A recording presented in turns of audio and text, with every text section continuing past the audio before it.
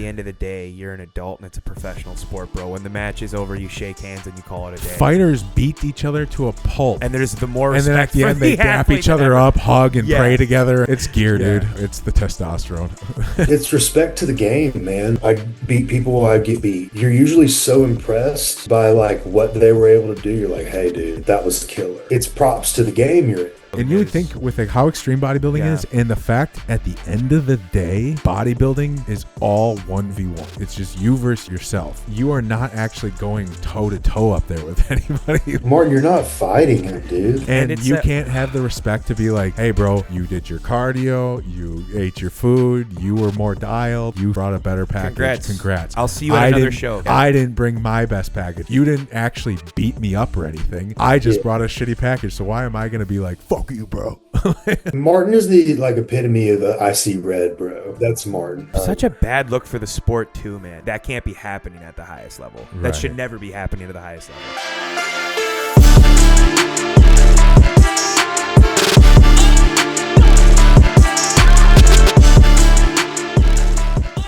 I'm Zach Devo, man. Really excited to meet you. Lance has said some really great things, and I know his progress has really shown through. So we were talking this week with Nick being down at the Arnold, and with the Arnold happening, we were like, we have to talk through it with someone. And he was like, how about having Alex on? I was like, you know what? I'd love to meet this guy. Yeah. Welcome to the show. Yeah, no, thank you, man. This shit's fun, dude. I watch you guys. Like usually I get lost sometimes in the hunting because I don't hunt, but neither do we. I rag on Nick. Yeah, I rag on Nick. I'm like, dude, like I would love to go, but I just don't think I could. But yeah, man, y'all's podcast is dope, dude.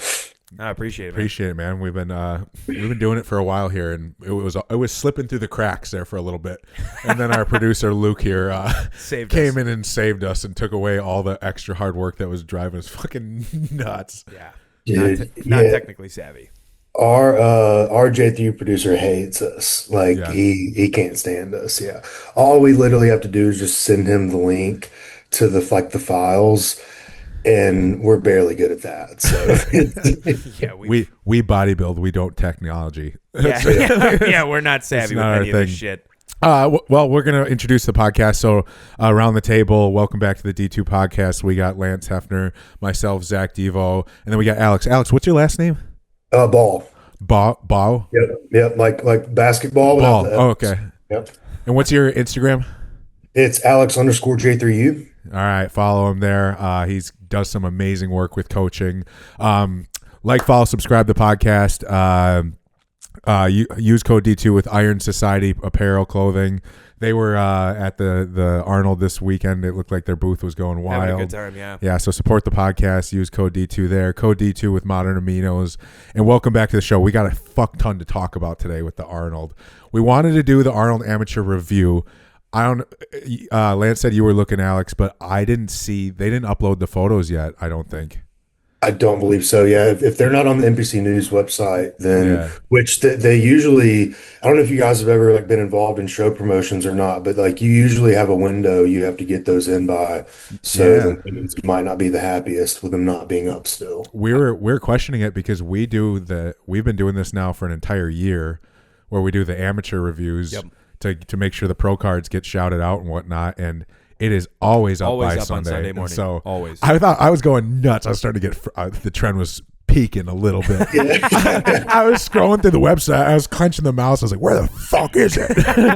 I was like, "Lance." He was just. I could hear him scrolling. So you just hear the random sound, and I was like, "Are you seeing it?" And he's like, "Oh, I'm not looking." Damn. Then Lance gets kicked out of the conversation. It's like, all right, just stop. Yeah, we're fucked. Never mind. Yeah, so we'll talk about the Arnold, but how's your weekend going, man? Dude, it was awesome. It was the most testosterone-filled weekend ever. Because I don't know if you guys are into UFC fights and stuff. Yeah, but huge fan. We had a banger last night. Well, it was on paper, it was a banger. It's I'm watching the Arnold on my laptop, and then I have the fights on above it. Yeah, dude, weekend's good, man. Weekend's real good. I'm about to Obviously, I think we're all fans of, the Arnold and Yeah. watching all that go down. So it was like peak being a male, that's for sure this weekend. So that's actually so We fucking did the funny. exact same thing That's last so night. Word fucking for fun. word, same We, shit. I even sent a AI created voice message to him and one of our other buddies that was like, "This weekend, leave your maidens at home. This one's for the boys." And it was like bodybuilding, UFC. Nick gave me a free meal for the night while I'm in prep. So I was like, he's like, "Get some sushi this weekend. We're way ahead." And Fuck I was like, "Oh my God, what are we talking about? Yeah, We have all peak. sports. We have Arnold Classic, bodybuilding's back, and we got a fucking sushi meal. Let's go to work." Yeah, dude. Yeah, I've been telling Lance, like, bro, you've been ready. I don't know what the fuck y'all are waiting on. It's just, Hey, like, we you have a look time. so good. We have a timeline, and we're like, we're just gonna see what we can do with the timeline and try not to push anything too hard, too crazy. I did have a moment this week. I apologized to Nick. I went full head case bodybuilder for a little bit, and then I literally had a self-reflecting moment where I was like, "Don't be a head case, man." I was like, we talk about all the head case clients out there, and I was like, "You are being one of them right now." And it was because he was like, "Hey, I'm gonna give you pretty much like a chill week. I want cardio down. I'm giving you a bunch of carbs. We're way ahead." I woke up, I was like, "Fuck yeah." Had a great carb meal on Sunday, had a great one on Monday, immediately woke up Tuesday and was like, "You fat piece of shit, someone's outworking you." And went and did a low day, self-prescribed on my own, did fucking like an hour and 10 minutes of cardio, saunaed for an hour, like just went full psycho, and then was like so depleted, like murdered my system, and I was hurting, and I texted him. I was like, "All right, got a little faintish there for a little bit." And he's like, "You do know bodybuilders like die when you're not following the plan appropriately." I was like, "Yeah, Dude, yeah, that's crazy. The sauna's crazy work. Well, so, dude, I had the perfect prep setup. I literally was like, after that first 2 times around, I was like, I'm gonna make this one just like no, like you are just everything's gonna be convenient, so there's no excuse ever to miss. Yeah. So I have the treadmill in the basement. You're on our 65-inch TV in the studio that I just twist to face the treadmill, so it's like watching, like big movies, big shows, whatever. So you can lock in. I bought an at-home big ass wooden sauna that sits right next to the treadmill, so I have one of the full infrared saunas in my basement with the wooden ones. And then I have a walking pad upstairs. My house is like prep set. So whether I'm in the living room hanging with the wife, or I'm down here, or I'm like, tired or whatever, up, I can just turn the sauna on. I can get my steps in. There's no excuse. Bro, yeah, you've gotten if you don't win, then like I don't know if this sport's for you, bro. That's Dude, and Lance and I talk about it, we don't spend our money on anything else. So like when I'm sitting here, I'm like, well, I'm gonna do like conveniency things where I can be healthy and be more invested. So like the sauna with the red light, bro, like even outside of bodybuilding, that's like such a great thing to have in a home. Especially, I was reading, if you live in the city, which we do, you should be red light and saunaing every single day with the amount of pollutants that are in the air at this point in cities. So they said like you can dump at least like 80% of those toxins if you can sauna 5 times a week. And so, like, That's if you're in a crazy. city, I didn't know that at all. Yeah, like they just released a big paper on it about how, like, in the news about how if you're in the cities with how many pollutants are in the air right now, Milwaukee gets rough, and how bad it is. In Milwaukee, when you're driving in, it looks like there's a constant cloud around the city sometimes. Really, it's like it can look funky when you're driving into the city, because I drive into the downtown area for my full-time job every single day. And there have been days where I've like texted him and his wife, and I'm like, "Damn, dude, this is like fucking crazy out. It's like super humid." And they were like, there was a summer day, and they were like, "Dude, that's not humidity. That's like the pollutants in the air." They're like, "There's a factory going crazy right now," and I was like, "Holy shit!" When some of the factories are pumping up river, it gets rough. It gets rough. And so I was like, you know what? For my wife's sake too, she's trying to go, like, she's not a bodybuilder in any way, shape, or form, but through us being healthy, she like. Really is. She has learned so much and channeled like this, like, organic, keep everything like single ingredient, all like checks the ingredients on everything. She's gone like full autistic mode with that side of things, and so it's been great because she's like getting healthier with that. And I was like, well, we're not having kids either. We're fucking skipping that shit. So we're like, we're gonna spend our money on fun things. So the sauna was that's so funny. a fucking sick one to add to the arsenal. Dude, But yeah, yeah. there's a lot of like cardio, like heart health benefits too from it. So Oh, it's huge. a Yeah. ton. Yeah, the moment I get a house, that's one of the purchases I kind of want to have now after seeing him have it. It looks like the tits. Bro, even on days that I don't feel like doing anything, I'll just be Just like, go hang out in there for 20 minutes. yeah, I'm gonna throw a movie. Joe Rogan it. And when you have the big screen, you can just throw a movie on yeah. and sit in the That's sick. sauna. It's like It's so clutch. I was going to say, it sounds like being an this adult. Being an adult sucks, but being an adult is super cool at certain times. Do y'all ever like, and so like this might be TMI or like, you know, we don't have to get too personal, but like, do y'all ever do like Sarastin, like HGH? Y'all ever do Oh, yeah. like the Yeah. kit? Oh, yeah. So like, do you ever weigh out like how much you could be spending on other stuff instead of taking that? Oh, yeah. Not a chance. Oh, Okay. I've ran the numbers in my head. Blind follower, brother. I was going to Bro, say, yeah. There was one prep, so my last prep, I haven't competed since 2021. Yeah. But I remember that prep I got done. I was like, I could be driving a fucking Range Rover right now. Oh, yeah. And just, you know, but it was so worth it. Like I would have done it every time before buying a Range Rover. I was going to say, I think that all the time. Like, I joke about it all the time in my head. I'll be like, damn, dude, you're fucking paying all this goddamn money to go get a local show W. But then in the back of my head, I'm like, I fucking, like, this is sick, though, at the same time. There's that moment where I'm like, I don't know what else I would do with my free time. Like, even when the competition aspect is over, like I know you got into, like, martial arts and shit like that, but, like, I think I'll always be, like, training that way till I'm, like, old. It's just engraved. I don't think I'll ever leave that routine. Yeah, never. And I don't want to get fat and old. That sounds never rough. not doing some sort of cycle once a year. I'll probably be on a cruise for I'll be on test for the rest of my life. Yeah. How old are you guys? I'm 31. I'm 28, but I'll be 29 in April. Okay. So I'm 33.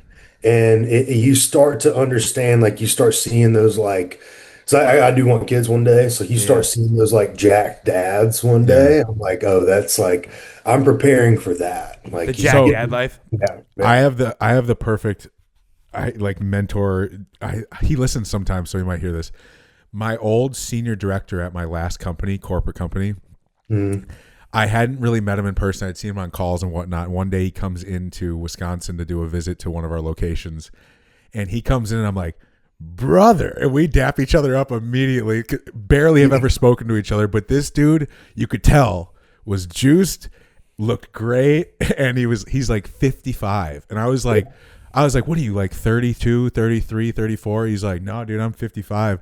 He goes, and I'm running fucking 500 tests, 2 IUs of growth, 50 mgs of Anavar. Like he just would run 2 cycles a year. He has 2 kids. He goes to EDM festivals. He takes a bunch of mushrooms and he smokes a bunch of weed. And I'm like, it's the fountain of youth. I'm like, this dude's out here just moving weight, taking a good cycle a year. Otherwise, TRT the rest of the year. Like he always does a summer cycle. Yeah. Because then he goes out to all the EDM shows and whatnot. I'm like, at 55, I'm like, that is fucking. That's like what I want to look like at 55. Yeah. That's the life. And you can immediately tell too, like Lance and I talk about it, like you're a full-time trainer, right? Like you do online coaching So I'm still in the corporate world. When you're in the corporate world, there is nothing that does you better than being in shape the older you get, because everybody's immediately like, that dude's disciplined, so I'm naturally going to just probably gravitate to whatever his opinion is or whatever he's saying, because you actually take care of yourself. Like we talk about how much easier it makes life when you're in shape, especially the older you get.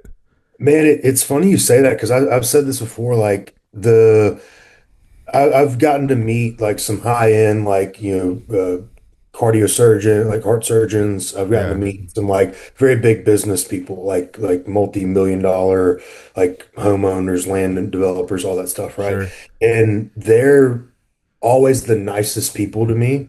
They're always the most like anyone who's like extremely successful to see you like being like fit or built. They're always so successful. They never look down on, or like not look down, but like, you know, like if you meet somebody who's like kind of in your lane and they ask what you do, like, oh, I'm a bodybuilding coach, like they like kind of scoff you off like you're a personal trainer at Planet Fitness or something.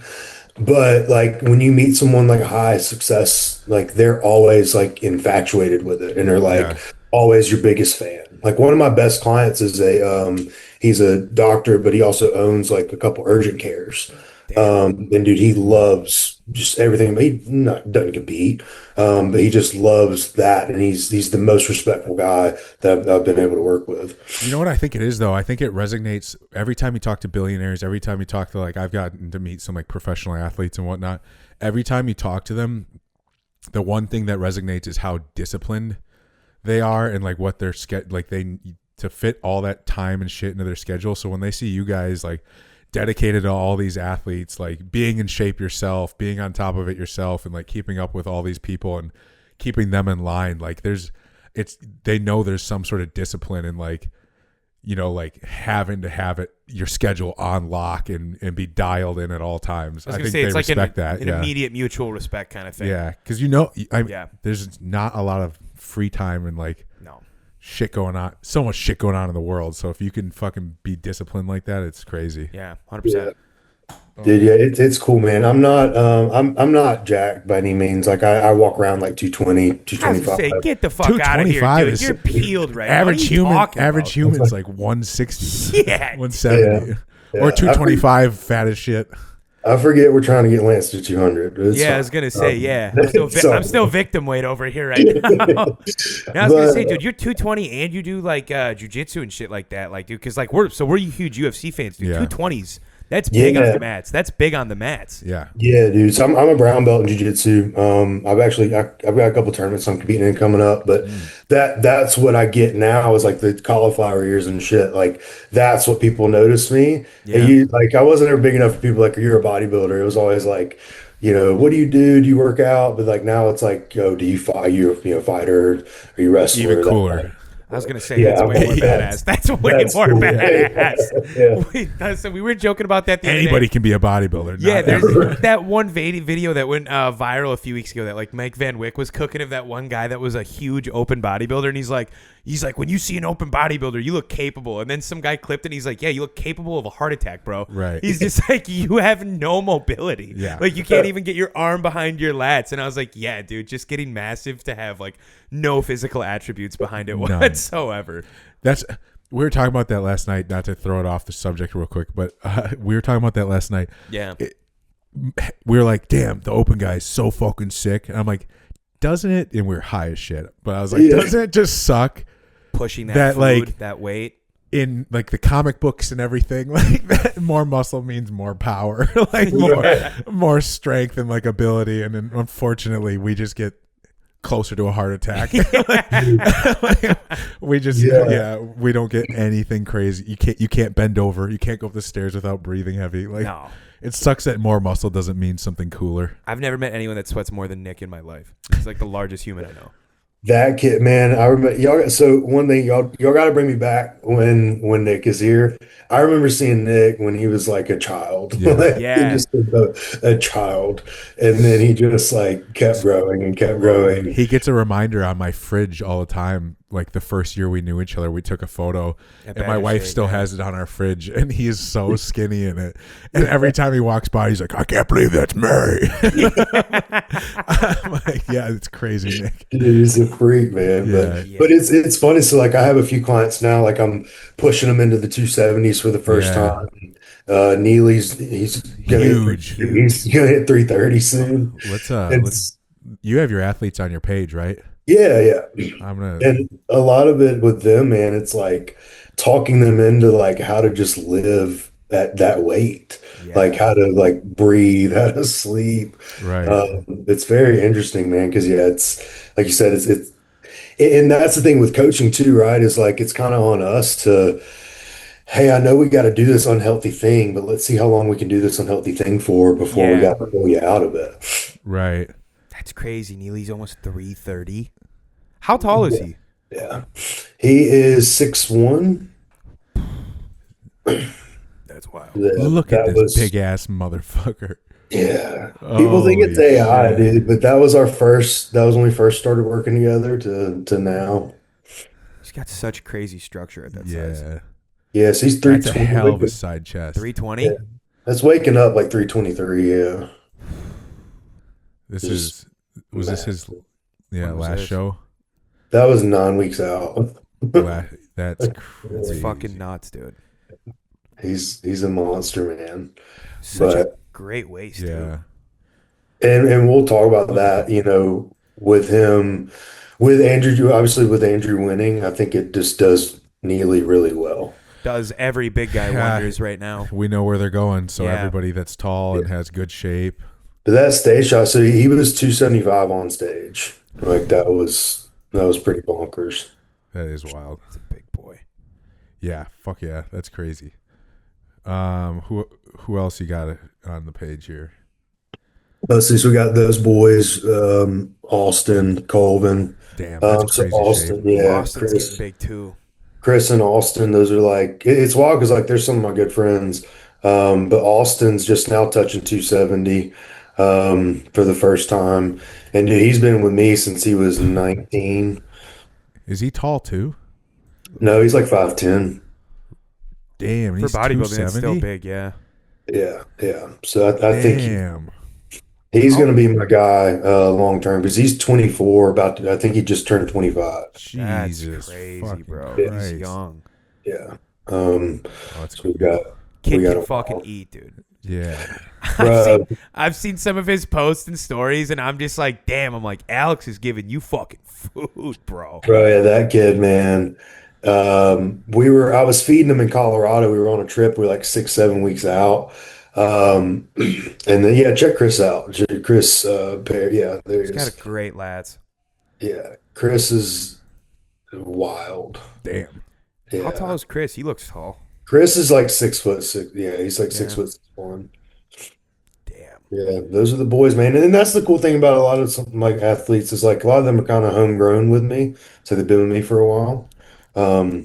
Chris is a killer coach too. Yeah, he's got some big boys right there. That Yeah, dude's transformation is fucking wild. I follow his Instagram. yeah, yeah. But yeah, dude, feeding Austin, man. Like we were in Colorado, and I was like, man, like he's just not getting full. And then finally, I was like, you know what, dude? Like we were doing like 2, 3 high days, and I was like, you know what, man, let's just send it. And so like we did like 5 guys, like 2 burgers, fries, and then like I got him to eat 2 pieces of cheesecake. And then he ended up sneaking like some Chick-fil-A cookies too. And he woke up the next day better. And I was like, oh, okay. Um, That's yeah. crazy. Goes, oh, okay. That's sick. And there's Abby. I've been with her. Gosh, she's been with me since she was 20, 21. So we could turn her pro. That's probably the winningest athlete I've had. Damn, really? We won 4 overalls in 4 shows. And then we turned pro at the 5th show. Yeah. Damn. Crazy. We've never been beat except for our first time at North Americans. We got second. Crushing it. That dude. is. Yeah, she's some got crazy crazy shots. shape. Yeah, yeah. So I like to do it all, man. It's funny. My 2 favorite divisions to coach is bikini and open bodybuilding. But I literally like I've got a fit model pro competing this year. I want to win it. I want to win every division, dude. Like, Yeah. Yeah, I wanna do it all. you've had some real hitters fucking on the come up. Yeah, she's got Those are crazy great shape. shots. Yeah. yeah, Abby's Fuck awesome. yeah. It's got a squad over here. Anybody else you want to shout out while we're talking about it? God, dude, there's honestly not to sound like a douchebag, but there's a lot of them. Right. You got some dogs Yeah, on the roster. Callie. So y'all hit up Callie. Yeah. She's fucking She's crazy going right to now. women's physique. Yeah, she's huge. So now. stay tuned for that. Look at this quad. Yeah. She posted We on her saw her story at- a few weeks ago with her fucking back and her arms, and I was like, damn, dude, they're putting on. You could tell right away the moment she decided to make that jump, her body just started soaking it up, dude. Yeah. Yeah, man, dude, that was the toughest decision with her because, like, dude, I mean, I still personally loved her in wellness. When you just sat her, like, when you stand her next to those girls, man, she was just so much more dense. So much more muscle. Yeah, and I was like, look, man, we're starving you just to get you here, and we're still like double these girls' size. Crazy. Jesus Yeah, Christ. so I was like, let's just send it, man. An athlete. I remember seeing her in Detroit, and I was like, wait, that's not a pro at the time. I was like, That's yeah, what the That fuck? photo of her with her kid is crazy. That quad is nuts. This is nuts. yeah, yeah. She's incredible, man, and her daughter Poppy, yeah, I'm just seeing this chick walking around at Disneyland. Like, bro, right? I wouldn't be looking say, at bro. any of the characters. I'd be like, look at that bitch's quads over there. character. Dude, it's crazy. That's She's so fun to coach, man. That's crazy. Oh my God, crazy Peel. legs. Anyways, fuck yeah, awesome. Well, let's get to the Arnold. Get some dogs. Let's talk about the Arnold. So I want to go to Gilco's right away because they had the cleanest shots. Always does. I will say. Yeah, where do you want to start? Yeah, where do we want to start? Do you want to go to the open right away? No, let's start with Classic because that was day one. Couldn't have been more impressed with Wesley. Wesley was great. Wow. I just, you know what I want to say, and I don't want to take anything away from any of these athletes. I just wish we would have had, like, it almost felt a little lackluster with Mike not being able to compete, and then like no Logan, no Matt Grego, no Dino, no Dino, no. Do y'all want to talk about the Mike thing and like 6 pounds above weight, not bro. making weight at all? Yeah. So it sounds like he was expecting to be heighted in an inch taller, because the jump from the inch is like, or the next height class was what, 6 pounds, and it was 212 versus 205 or 204, I think it was. Not sure. Yeah. Something like that. And so he was anticipating being that inch taller, I guess, but like, how do you not know? I don't know. How do you not know? You weren't that height last time. This is the Arnold too. It's that, and then just so like as a coach, man, like because you have those guys like they're kind of borderline. Well, hey, I don't know. Local regional shows doesn't really matter. Like you can usually get a nod, but like going to nationals, man, like or a national show, like when you do Junior USA, like if you were in the mix of like, oh, I don't know, I would hope to God y'all would go down before you banked on going up. Right. And that's always how I like to play. Like I don't like to take chances. I'm like, no, we're gonna if we're borderline, we're gonna assume they're measuring us live. Right. And he was that height. Then there's that big controversy. Then he wasn't that height. You think they're gonna? I don't know what in his mind thought that like he was gonna get that height back. Yeah. Were they doing like inversion tape? Like you're not gonna gain an inch. They're not gonna give it to you. Yeah. No. Yeah. And that's what's sad, because it's like he can't like see, and to me, man, it's just not professional. Like when you sign the contract, you're contractually agreeing that I'll be at this weight on this day to do this show. Yeah. I was going to say, I feel the same way about like a UFC thing. Like if a guy doesn't come in at weight, I'm like, dude, you got to be fucking kidding me. You've had how many months to prepare for this? You know what the requirements are. And this is your payday. Like this is your fucking payday. And then you don't show up prepared. I'm like, dude, this isn't like a casual opportunity. And like the Arnold with the grand prize money now. And we're the biggest Mike fans too. Like that's the we crazy love Mike, yeah. But we are 6 huge pounds Mike overweight, fans. when I heard that, I was like, you got to be fucking kidding me. Because I'm sitting there like, dude, like, you're probably what, the second, tied maybe first biggest name in that class right now with Dino. He arguably could have in Olympia. He almost beat Seabaum the year before, Huge but that was base. at the other height. So like, yeah. now the question is like, should he even have been that close that year? Because that was the year he really pushed Seabaum. Like, and it's a completely different look. It's a completely different look, and he had that 6 pounds. Like that fullness he gets in those posterior shots when he was up that weight class is dramatic than what he brought at last show at least. The last Olympia where his legs became undersized because they had to actually get to the proper weight. I don't know. I agree. It's a bad look. It's a bad look. I think you should just go open so we can see what it.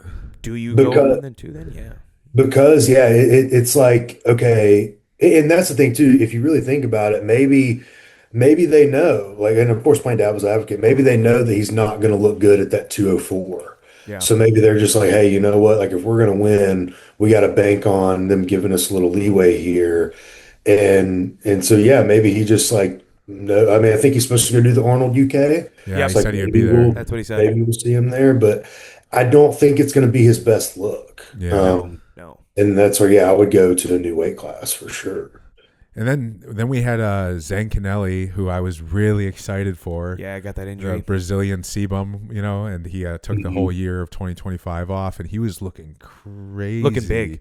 Yeah, and then slips on ice outside the gym. Like, that's crazy. What did he tear? Like, it looked like his adductor or something like that. Jesus, bro. It was like black and blue. They said he was gonna try and compete, and they saw him You can't posing pose at that, like dude. weigh-ins or whatever, and You they were can't like, pose "Dude, that, you bro. can't." You have a body part that's fucking purple. Yeah, You can't. put some tan over it, get your ass out there. Yeah, no, dude. Yeah, no, I agree. A lot of big names. So yeah, Wesley, I think, did great. I still think he's gonna get, like, Ramon would have his ass, I think, with the hamstrings I think from the posterior. Then again, after last night, let's take a look. Though. After that, let's last look night, at him. Yeah. I will say Full as a he fucking house. came full as a house. Yeah, I think Wesley was a great, I guess, advertisement representation of the fact that, hey, it's not about you have to get skinless, because we've seen him skinless and he loses his legs. Right. So I think this was the best balance for him. And dude, I think this would beat the 204 mic. I don't think it would beat that Olympia mic. You think he would beat the 204 mic? I do. I think it would, yeah. Yeah. Really? I think it overwhelms him. I do, yeah. I don't know. Do you remember Wesley at Detroit? Yeah. Yeah. Oh, Unreal. Unreal. So to me, man, like, and this is my take on Wesley. I think if you were to put him and every other classic guy at the beach, and you asked the a crowd, "Hey, who's Mr. Olympia here?" They'd say Wesley Vissers. Yeah. Yeah, like that's to me his look. That's classic. I don't. Yeah. Yeah. Small waist, big lats. Yeah. I think it's because he's also the Andrew Jack effect of, like, being 6'4". Like, He's just takes so up so much space. Yeah. Yeah. I don't know though. I would need to see them next to each other. I think he would still get pushed by even 204 Mike. Yeah. I think it'd be close. I think this Wesley would give him a better run though, for sure. Yeah. Dude, his quads made some serious improvements. This Wesley, when they showed the side by side, was it's dramatic. big. His legs have come up a ton. His adductors a good chunk. Do you his guys quads. know who might have had that? Actually, we're gonna jump around here because I want to. Someone had. I know what you're talking about. The side by side of him in 2024 and then that showing of 2025. I think it might have been. Yeah, because they have the Nick one, because it was a pretty good jump in size. I didn't think he had any room to grow. Here it is. Yeah. Yeah, that's incredible. Look at the legs. That's improved a ton, dude. And when we saw this version, I was like Blown away. damn. Yeah, look at how much those legs. Look how much improved. more arm he has. His chest. Look how full that is in comparison. His quad sweep. Yeah, I think he it's looks like Arnold. Yeah, I think it's he's like the crazy. Samson thought process. Like, if you suck down too hard, the detail looks great, but you're gonna lose Taking that pop. the wow factor. Yeah. And when you have that little bit extra, he looks like Superman. Yeah. Yeah, that's incredible. That side chest is fucking phenomenal. If I And could, again, you're right. Yeah. If I could really pick any physique, if they were like, hey, we're gonna put you head on anybody in all of bodybuilding, I probably would take like a Wesley, That's phenomenal. just to walk around looking like that all day, every day. The Dutch oak. The Dutch fucking oak. man, and did y'all see? I'm terrible with names. It's the black guy who came in ninth, and then Anthony? Sam came in eighth. Black guy's coached by Phil Viz, I believe that might be his name. In the But open? no, Or no, in Classic? in Classic, yeah. Yeah. Of course, I can't think of his name, but dude, he smoked Sam, in my opinion, and I'm a huge Sam fan. Oh, But, yeah. but yeah, it's Phil Viz's guy. And he's small. Oh, yeah. You know what I'm talking about? Canoe lift or some They shit. might have. I'm going to see if they still have the list up, because we might be able to pull. Let me see if I can find him quick. Send it to you otherwise. I'm gonna look it up too. Let me find it. Canoe lift. Yeah, Paul Canoe. Yeah. I wish they would just pin the list. Are you under which page are you on? I believe Luke's or Dumbbells? Dumbbells. Okay. There. I just sent you a It's show. Quentin Got it. Patterson. Yeah, this kid looked great. Yeah, that kid. Yeah, crazy. Crazy structure. Yeah, and then how Sam beat that, I don't know. In no way. Yeah, wait, no what? way. Yeah, dude. No Like, way. I didn't it's- realize that. yeah, and look, I love Sam. I think Sam's great. I think he's awesome for the sport. He's just not a classic physique person. No. It's just not his lane. Yeah, that kid's someone to watch for. Such And great you can structure. see here he's pretty thin, Yeah. which is like the only knock, but still, man, like Great Yeah, muscle but a bellies. couple years you'll see this hamstring drop lower. Like it looks like he has a lot of growing to do into his weight class yet. yeah, I mean, yeah, look at that. That's a great shot. Great shot. that's Very- wicked. Yeah, that's classic. And he knows how to pose, it looks like. Yeah, look at that one right there. Dude, that was my biggest Damn. hate on Sam is like, he just It pissed how me you off. go up there. That you can't. Yeah. Hold how on. The fuck did that get 8th over 9th? I have to see those. I'm I wanna pretty see sure, yeah. I have. I want to see that. some comparisons here. That's horrendous. Where would what was that, the 5 through 9? I wonder if they'll even have those up.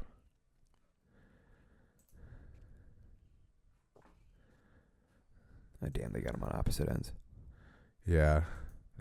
Yeah, it's just like, which fellas, don't ever turn your back on your favorite classic pose, please. No. Huge pet peeve. Why? It's just like that's just not like the lasting image you really want them to see. Right. I guess that's Like, true. like so I've never judged because I'm obviously a coach, but Right. I've passed on like my test judging stuff. But that was something that was big. Like I personally bias like the front lat. I think a good dominant front lat for a favorite classic pose is killer. Yeah. But yeah, it's just not a good look like send off where you're like twisting and contorting and like you're turned away and like it's maybe like you do like a transition from one to the other. But Hold yeah, on. I'm not a Hold fan on. of it. Look at this. See that kid? Yeah. Versus I don't know how that. Yeah, yeah, I don't get that. you are good hot take, but not even a hot take. Like, just thank you for bringing attention to that because Yeah, dude. we probably weren't even going to get to the like who got 8, 9, but that He is looks so much better. I think that's He's posed way better too. so much better. And Yeah. one is classic and one is not. One literally, yeah, looks like he's been in classic and knows how to pose. Like, Yeah, I don't get that. Crazy. Yeah, You- I had to come with some heat for today for you guys. So that was one. you're right, and I I didn't see like that at you all. like Sam Sulek, but like we also don't need to reward him just because he's Sam Sulek. Like, Yeah, he's just not classic, man. He's looks like a child up there. Yeah, I mean, he's peaked great. He couldn't be any leaner, really. I mean, maybe if you're nitpicking, but like, yeah, he's just in the wrong division. He needs to be 290 before he like preps again. Yeah. I agree. That's how you bringing that to the attention of just seeing him up there looking like a dork fucking it's so funny to me. Like, I'm trying to find the photo of him standing next to Wesley. Did you guys see that photo that kind of went It's viral like a size of him standing next to Wesley doing the side, the quarter turn? Yeah, It's tough. it looked. I was like, dude, get off the fucking stage. You shouldn't even be up there with them.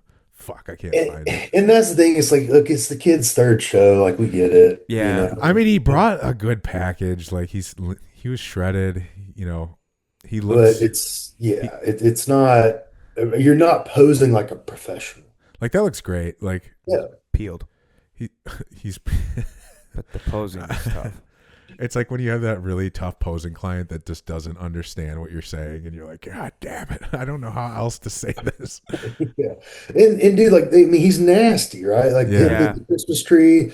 So it's like, I'm not a Sam hater at all, but it's Shredded. like, you just really saw how amateur he still is, and that's what bums me out because, like, imagine if we got to see this kid ride the wave a little bit and like go in a Jay Cutler, go to nationals and get 6th or 7th, and then come back. Like Right. his stock, I think, as a competitor would have been a lot greater. Right. Yeah. Well, hopefully we'll see. We'll see after the show, like what kind of feedback he takes and gets, and see if he can bring it back. Menegate was fucking He looked great. really impressive. Wild. Yeah. It's fun to see another young guy coming in out of nowhere. The overall conditioning of the classic guys, I thought, was really impressive. Like even that, what's his name? Kim Angel. Kim Angel. Kim Angel. He We'll looked get to him, fucking yeah. hard as nails. He was great. Yeah, I mean, obviously it was a clear first place when you saw Wesley standing next to Menegate, but Yeah. you can see in Menegate's shape There's a lot. that as he continues to get better, there's like a lot to be, like he's going to be fucking crazy. I wish there was like I wish Ruffin was here, something to like bring a Yeah. killer routine with a physique. I think that would have been really cool for the division. Right. That led to Mamoli getting best poser. Yeah. Yeah. Mhm. We'll have to take a look at his because I didn't really pay attention Wesley that closely to his posing to think. next to him. Yeah. Yeah. I didn't realize how much of a classical like size difference between because I've Yeah. never like paid attention to Molly before this one. Yeah. And seeing him and Wesley like talking it up at shop at that gym, the one that was at the Arnold, that famous one. Yeah. Just the size difference of both of them in a pump cover. I sat there and I messaged the guys and I'm like, so Wesley looks like he's gonna fucking murder me. Like I'm like, that's crazy. Yeah. Yeah, this dude's got some. I've heard wheels. multiple people say like Mamoli was gonna maybe win the show, and I was like, I don't think you guys realize how short he is. Though. Great legs. Yeah. It's a great front relaxed. He's got a lot of muscle. Yeah. A lot of density there. I wonder where he's at because he's dense as fuck Yeah. and he's peeled. Yeah, he's got some great shots. Yeah, he looks bottom heavy too, so he's got to be heavy. Yeah. Nice. Yeah, posing well. Yeah, this dude was impressive. When he came out, I was like, who the fuck is this dude? Yeah. Peeled. Yeah, he looks great. That's what I'm saying. The conditioning amongst the top 5 was very, very, very impressive. Good. Yeah. And they all had pretty good tans. Wesley's was a little light at prejudging, but good tans, good oil. The background, to me, that background seems to be sucks. what, They need to Pro go. Classic is. Yeah. Yeah. There's like more condition. Right. You would hope. Yeah, he looks great. We need a black backdrop at every show. Yeah. I do hate that the color is there. I wanted to see. It looks like they're in Miami or some shit. Right. That's what I'm saying. It's Arnold. It's not. That's why I love the Detroit Pro, man. That's why I love it's that the show. best. Those shots got. I don't know so why sick. we're even messing around. There he is. Yeah, he looked great. Yeah, that's Peeled. terrific conditioning. That's wild. Great shot. That's classic physique. Where's he from? I do not know. Overseas somewhere? Italy. Yeah. That's what I'm guessing with I that have no name. idea. Damn, look how carved out Yeah, that line is. He's very fucking peeled. That's wicked. Good for him, dude. What a great showing. Yeah, and then you see him standing next to Wesley, and you're like, oh, Wesley has 45 pounds on you. Reminds me of like a smaller version of Colombo. Just super short, but like great conditioning, great symmetry, great structure. Good flow to the physique. Yeah, I mean, that's flawless. And that's one thing that gets awkward at like classic pros is like you'll have like he turned pro in class A standing next to like a D class guy and they're like one and two. It's very hard to like distinguish what you like better. Right.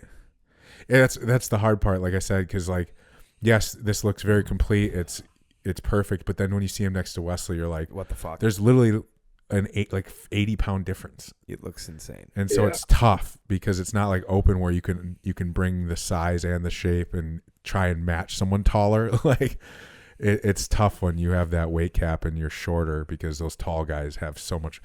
Wesley, I think he's like well over 240. Is he really? Yeah, and I think Mamoli's weight cap is like in the 180s. Really? Yeah. Think about that. I did not know that. That's so much more muscle and size and like area you take up on stage. Yeah, that's what I'm saying. Wesley just looks like he looks like he's poised to make a run at the O, to be quite honest. You bring that package? Ramon, dude, is pretty I know. great. I'm just saying, like, if Wesley's on and Ramon's off, there's an opportunity there. Wesley looks very improved. Yeah, I agree. We'll see. I mean, we'll see. It's going to come down to can his hamstrings He's huge. play with Ramon's. Yeah. Put that back. Because Ramon's back is better than Menegate's, but they have similar like big, thick legs and glutes. Whereas Ramon's got big old hamstrings and glutes, yeah. Where like you see that shot, like from the posterior, I think Menegate has it, but then obviously you go up. Yeah. Good luck. Any other comparisons on here, or is that it? No, I think those were the main one for Classic. Cool. Men's physique, Brandon Hendrickson looked great. We see him on here. That who's the dude who took third or fourth? His first appearance from Brazil or whatever. Yeah, the Brazilian. Big fan of his physique. What they call him, the Brazilian. I don't know. He looks like fucking Ryan Terry. Ryan Terry. That's what I was going for. I couldn't remember his name. The Brazilian Ryan Terry. He looked fucking crazy. Let's see, do they have? Yeah, no. Emmanuel got third. He's always so impressive. His back is so fucking sick. They have no men's physique guys on here. Yeah, I remember when Emmanuel first turned pro. Man, he was tiny. Hendrickson looked great. Yeah, Hendrickson looked great. I honestly thought Vitor, right? Was that his name? The guy that got second, was it Victor or Vitor? Remember his name? Wow. Yeah. That or something. Right? That's what that little white guy. Yeah. I thought he had him from the back. I honestly thought he had him. Which I love Brandon Hendrickson, but Brandon from the front is just so flawless. That's the those hard part. abs are just so fucking it's perfect for the division. Yeah, because I think if they factored the back in a little more, I think Emmanuel would always place a bit higher. Yeah. Because Emmanuel's back is stupid. It's the best in men's physique. Yeah. But the front is just... This guy, look at his front, though, because you're right. Brandon's is crazy, but I didn't think it was... The pecs on that dude stand out like a motherfucker. And his lats. But, yeah. But we'll see when they turn him around. You're right. Brandon Hendrickson's front shots. So let's see if this makes... Incredible. Brandon's physique looks like this naturally occurred.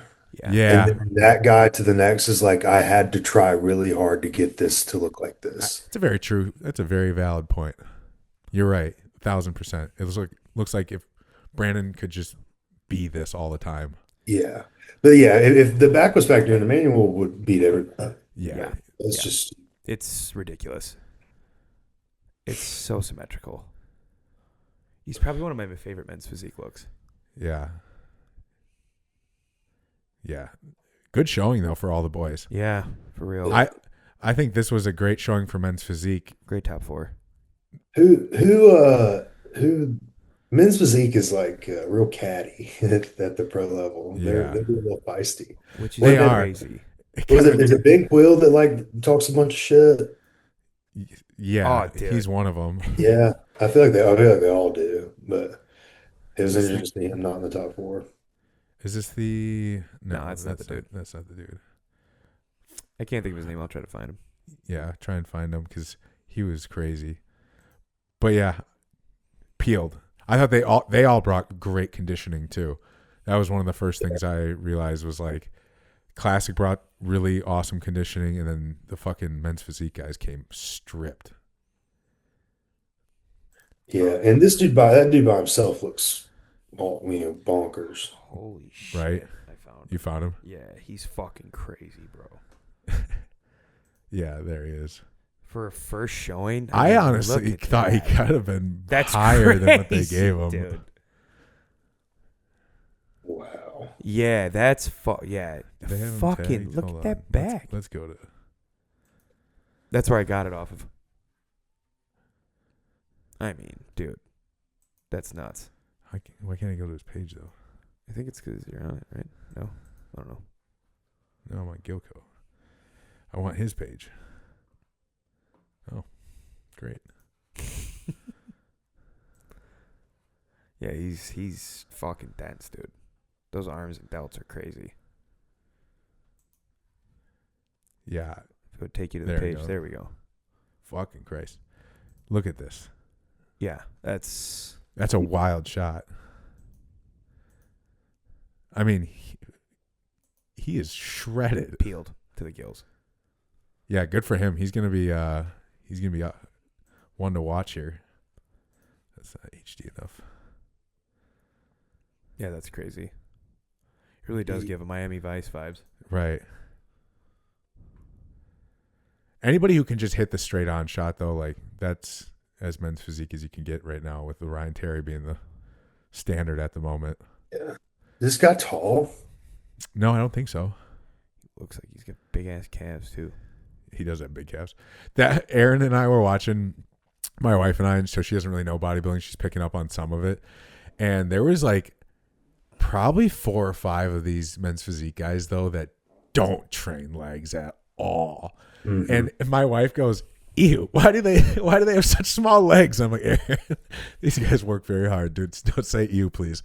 But I was like, she just hears me in the kitchen. What'd you say? Yeah, but she was like, ew, why don't these guys have legs? And I'm like, it is very true that these guys are probably like 250. And there was a couple of them you could tell clearly. Phil Heath was having a field day with some of those field guys day on the commentary. Yeah. He like who I forgot, Nick Strength and Power, whoever else was co-hosting with him, would say like one nice thing. Oh, like shoulders look great, and Phil Heath wouldn't even acknowledge it. Can't stop looking at the board. He'd be shorts. like, "Yeah, they gotta start training legs." I mean, this is just ridiculous. Like, would not let anybody say anything nice if they had small legs. So there was a couple of them that I was like, "Damn!" I'm like, "You guys are at the pro level. Like, you gotta fill them out, dude. Put some effort into it. Like, Terry's got wheels. Like, and you don't have to have fucking huge legs. You gotta fill those board shorts out. You can tell there's a couple of them where it's like fucking like bird legs coming out there, and then they have these huge upper bodies. It is starting to be factored into the judging. Tyler talked about it. Yeah, which is good though. It's I great. think that's a great sign for men's Yeah. physique, because you can't let that get out of hand. We can't be bodybuilders and not do a little bit of legs. You can't have a pro bodybuilding show and have Johnny Bravo. Right. All right, let's talk about. Get to the big boys. Let's talk about the big boys. So, the disclaimer I'm going to put on here, I listened because I wanted to get ready this morning. I turned the old sauna on, sat in there, and I listened to a couple people that were there give their opinions from there, because I wanted to hear, because apparently the live stream was being reported as like misrepresenting everybody. Yeah. From what I heard, it made like certain guys look soft who in person were like peeled. Like they said, like Brandon Curry on the live stream, we thought he looked really good, but we thought he looked like a little underwhelming in the like conditioning side. But then reports from in person were saying that he was dialed for conditioning. So like I guess there was some confusion. Like Hottie looked crazy on the live stream at finals, but then everybody at the show seemed to believe that he really was kind of in that third place spot. But from the live stream, I thought for sure he was fighting for first or second. I don't know. What'd you hear, Alex? Yeah, I heard the same. So my buddy Ty and my client Ty was there with Seth, and they were like super close. Like we were texting the whole time. And I heard like night one, it was Nick by a million miles. Like there was no ifs, ands, or buts about it. But then Saturday night, Andrew was like significantly better. Hottie was improved. I heard Hottie just from the side and from the back was just very soft and just not. I think the problem with Hottie's look is we've seen his 100%. Yeah. And when you've given us that, you can't go back. Like you can't not give us that again because we know where you've been. And that's the unfortunate side of it. And I think that's why the wow factor of Nick was so popular, because it was like, okay, he's back. We haven't seen this since 21. And then, Andrew, like I actually predicted that that's how it would go, like 1, 2, 3, exactly how it did, even before watching it. But, I did too. Yeah, and I personally had Nick winning. The problem that's the biggest standout to me that bothers me the most is Nick did not win Friday. Yeah. Okay, agreed, so that's why I pulled this up. I was going to let you finish that statement, but now that you're like saying the same thing, yes.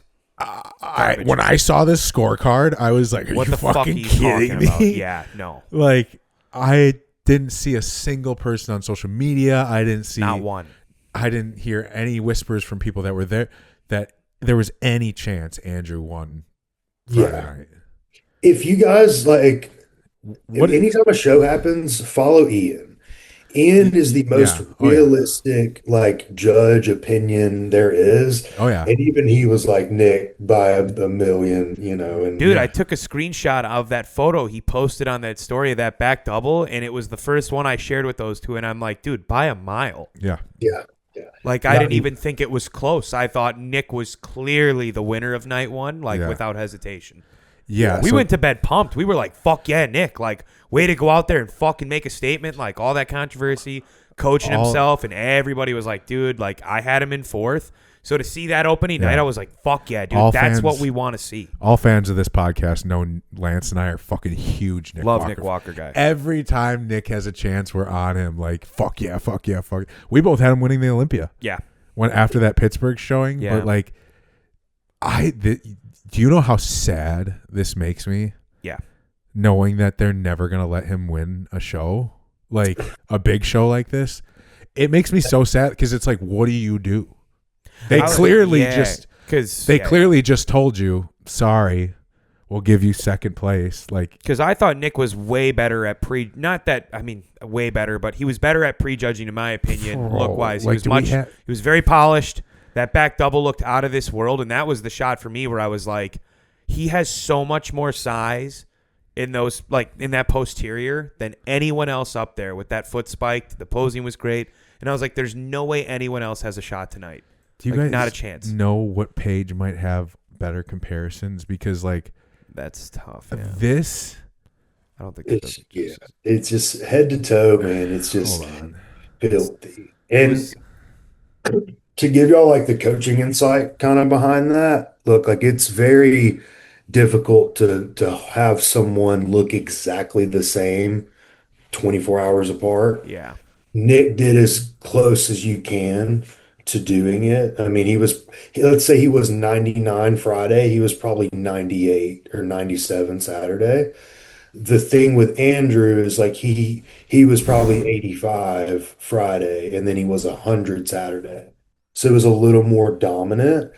And I think that, but again, like, that goes to my argument of, like, how Nick didn't win Friday, he was never going to win. Yeah. Like, no matter what, he could have gone and ate a large pizza Friday night, and he wasn't going to win. Right. I just, like, okay, let's go through them. Like, I'll give this to Nick. And this is his worst pose. Yeah. So I will say I can see Andrew. I'd give that to Andrew on that one. Really? Just because of the core and the way that those lats and his arms are great too. His arm, it's just a very. I guess. It's a great look for. Okay, Andrew. so we'll go 1 zip, 2 zip. Yeah. Martin shouldn't even be in this. No, I wish they wouldn't have. Brandon Corey should have been in there. Nick's got this. Nick's got the side. Nick takes the side, time. So that's 1, 2 every time. I'm taking Nick on both these shots. I mean, look at. There's just too much muscle there. There's no gap. The quad sweeps, the hams, like, look at those legs. Yeah. Yeah. It's crazy. The detail in the back. The fact that his waist looks small in that shot too. Like, he's posing it perfectly for his, like, the way his structure is set up. That's flawless presentation. Yeah, Nick is no one beats Nick. Nick beats Derek in that shot. It's flawless. Which no one ever thought that Derek would get pushed in the back poses. I thought he was going to own those forever, and then Nick Walker came to the Pittsburgh Pro, and I was like, "Oh shit, never mind." So it's what do we got? 2-2 now. I'm giving Nick that just purely off that lower half.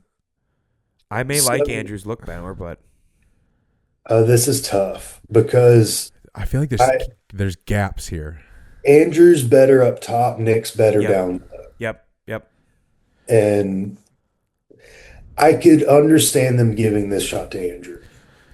I personally wouldn't, but I could understand it. I agree. So we'll go 3-2. Yeah. I'm taking Nick there. Yeah, Nick. Had to do, Hottie probably won this shot. This is probably reality Hottie got. Yeah. Like, that's such. His obliques are the best in bodybuilding. Yeah. People kept saying, like, Nick needs to control, especially on the side try. I thought he did a great job. Yeah. Obviously, this is a picture, but, like, even in live time, I thought he did a great job holding it in those side shots. As did I. I was surprised he could even grab his hand. And so like people knock Nick's waist, but like look at Martin can't control his little tummy either. Not at all. So Also, it's like I will say, look at Andrew Jack's tricep though. yeah. Like It's disgusting. this side leg is better, but like this thing is a fucking horseshoe. Holy shit. So do we give that to Nick? I would give that to Nick over Andrew, yeah. 3-3? Yeah. And there's Andrew. Yeah. Yeah. I'm giving that to Andrew. And I'm giving that to Nick. Yeah. I think Nick has the best, most muscle. So then you just traded poses, essentially. Like, yeah. I think you're sitting at 4-4. Yeah, it's very even. And that's, like, it's just, Nick is the epitome of what bodybuilding is. Like, he just truly is. Even if he loses the first two front shots. Like, sure, Andrew's front lat isn't that good either. No. Right. It's and Nick's ab and thigh isn't bad. No, he did a really good job with it, I thought. Yeah. Everyone's like, oh, like he loses the front shot. Like, not. If he loses the front shots, it's like a 10-9. Right. I don't know. These scorecards really bugged me. Seeing that he lost prejudging is where I lost a little bit of hope. So yeah. That's what, going back to like our call, I have my list here. The only placings that I messed up in my predictions was Mo and Rafa I had reversed. And I was like, I thought I would be excited that I almost nailed every single placing but two. But I didn't feel excited because I wanted Nick Walker to win so fucking bad. Yeah. Dude, and how about when they called Hottie third? It was like, oh, that's we thought it was a wrap. We thought it was a wrap. When they said that and Hottie's face was like, what the fuck happened? I looked at him and I'm like, fuck yeah, congrats. Phil Nick. Heath even said it. Yeah, Nick Walker, without a doubt. Phil Heath and commentator goes, okay, Nick Walker won the show. And then they were like, and in second place, Nick Walker. I was like, and Martin what rose the hell? from the fasces and celebrated. Bro, yeah. Which, I don't want to talk shit. Y'all remember they did that to Nick when it was Andrew and Samson. Yeah. And Nick was even like, I'm either going to get third or I'm going to get first. Right. And then they called Andrew third and then Nick got second. He was like, that was the most confusing thing. Right. Yeah, I don't like it, man. It just sucks because, like, I guess if you're Nick Walker, what do you do? What do you do from here? Yeah. Well, I think with Nick, man, look, he's got his deal with Morphogen. He's got his deals with the gyms. Yeah. Right. So I think that his Olympia occurrence really made him grasp, like, hey, let's just say, like, worst case, I'm not gonna be that guy. I gotta make sure my life is on track, like after bodybuilding. And then now, like, I think he's just going to be the people's champ, man. He's going to be the Kai Green of this kind of generation, which sucks. Yeah. But yeah, I just, if they didn't give him that, man, and I don't know if you guys have ever like had a show or had someone compete where they were so on and they still lost, but they're so happy that they're just on. Yeah. It doesn't matter. You're like, hey, like I love my look. Obviously, he's not going to just roll over though and be like, I'm accepting that I'm going to be like. That's Nick. Yeah. So if you are from your coaching mindset, where do you go as a coach to be like, okay, it's first is still something we're chasing. Like, yeah. What do you adjust? Like, do you try to? I don't even know. Like, how do you? So you with him, okay, let's say they're knocking his midsection, Right. midsection control. That's what they're knocking. So we need more quads. We need to get his quads up. So so when we do diet him down, they don't get a little on the thin side. And then two, I think his peak was pretty flawless here, Yeah. but maybe start working something where he's like very, very low food on show day. Okay. I think Nick's best look will always probably be in the morning.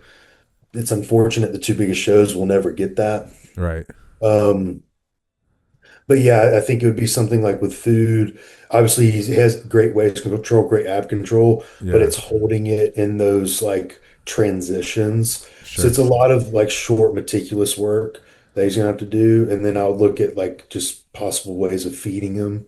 But I mean, look, man, it's a bummer, but Nick can still, I mean, if I'm mentally trying to coach him, like we can still go dominate, Pittsburgh, we can still go to New York, like we Yep. can still get hot and be that guy and come into the Olympia and maybe Derek's there and Samson's there and like maybe Nick beats Samson, maybe Nick Yeah. because like while Nick didn't win, he still not only beat Hottie, but he also beat Martin. Mhm. So like this, he's now up from the Olympia, battling for that top spot. And if you do bodybuilding math, Yeah, I guess that's true. I was And going to if say, he can anybody still ever cause slips up, disruption, yeah, and if he's on. anybody slips up, he's just always going to be there. I look It's just forward to sad. hearing, I look forward to hearing Tyler's explanation. Yeah. Just because like as a fan, like I like obviously each division has its different requirements, right? Like Right. bikini's a little bit softer, wellness is more aggressive. When I think of classic, I think absolute refined conditioning and a great V taper. When I think open, and I think of the greatest of all time, I think of Ronnie Coleman, I think of Jay Cutler, I think of that fucking mass, dude. Right. Like at the end of the day, this is still open. The whole point of the open is it's the ultimate extreme. Yeah. Who can be the biggest and who can have the most conditioned. And I personally just think from like a fan's perspective over the live stream, Nick was just so much muscle. And if you're going to match it down to conditioning, yes, Andrew Jack looked fucking flawless, but how do you not reward that much more tissue? I was going to say size, completeness, and conditioning. It's all one. I don't see how you reward one thing over the other at the open. It's the open. It's or the even ultimate. if you don't have one of them with like the shape, but you have the size and conditioning, and someone else only has the shape. Yeah.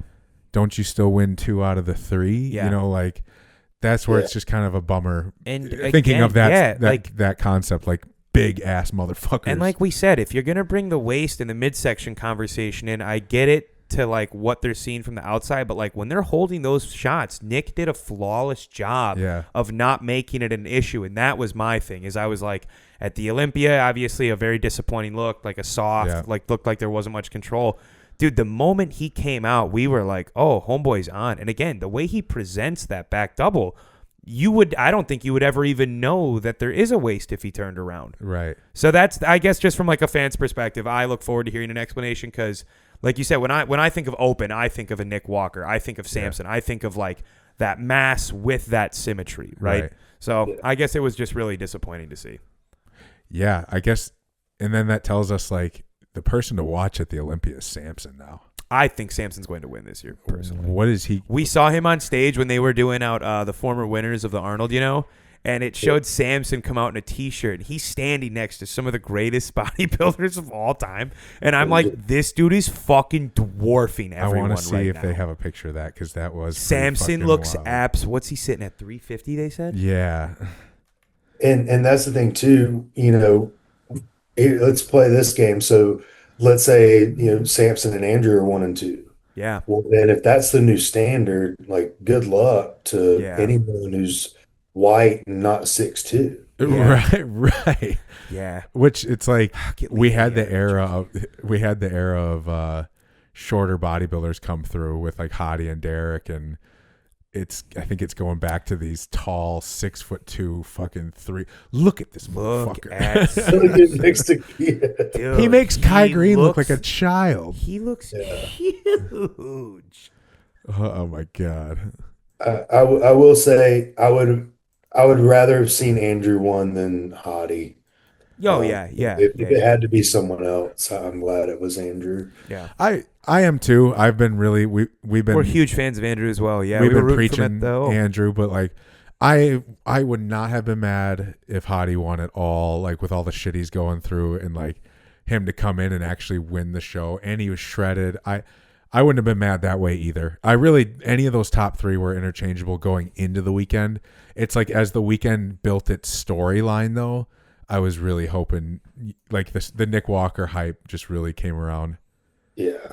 Yeah, and again, that's what it makes zero sense. Again, like look, if we were to make arguments like in Andrew won, okay, great, he came back better on Saturday, but the Friday thing, man, it just that's what kind of does it for me. 100%. Right. Yeah, it just makes you feel like there's nowhere to go for him in some regard. We talked a lot of shit, but we should probably look at how Andrew actually looked. No, I mean, Andrew looked fucking great, man. Like I said, I just don't think it won. Talked about Nick, and then I kind of got bummed and took it off, but Andrew was my Mr. Olympia. Same. Like, that's who we had. Yeah. All right, here we go. Jesus, bro. He is a great bodybuilder, and apparently in person with his like height and everything, it was like pretty dominant on stage. He's what, really, 305 here, probably. Yeah. He's really found his look over the last few showings. You know what I think it is? I think it is part of the backdrop. Because during the Olympia, remember, Lance, you and I were like, you can't take your eyes off Andrew because it was like there was no distraction in the background and you could just see how much space he took up compared to everybody else. Yeah. Maybe it's something about this light backdrop that he just, the live stream didn't have the same presence. But everybody in person said you could feel that presence with like how much bigger he is. And look, so I'll say this. So I had the guy that I had win the overall at Nationals back in 22 was just exactly like this in the lower half.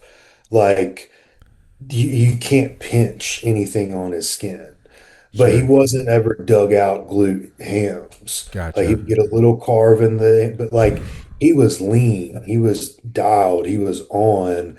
It's just sometimes in their skin texture, it just you just can't really. He's never going to look like Nick's condition. Right.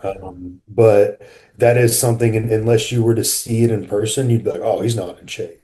Right. But when you see it in person, it is different. I don't think he does look great. His front, he's crisp from the front. Again, though, I'd still have my same picks. Yeah, I agree. Yeah. Martin looked better in the second day. Martin had a tough first day. I know he was pretty angry about like how he looked the first day, but the second day as he posed, he got much more crisp as the show went on. Yeah. To me, there's nothing that's like good about his physique that like overly wows you. No. Like there's not one wow factor of it. Right. It looks like they went for way too full of a look and then spilled over there on the first night though, for sure.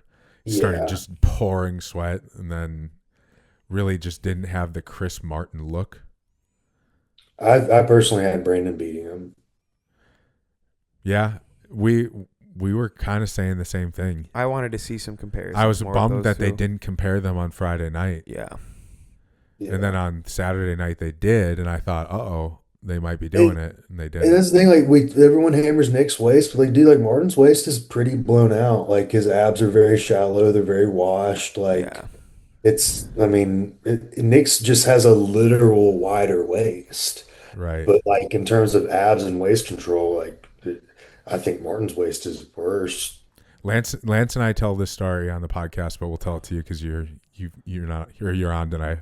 When we were at the Arnold in 2024, we met so many bodybuilders, right? Every big name you could think. Every big name you could think of.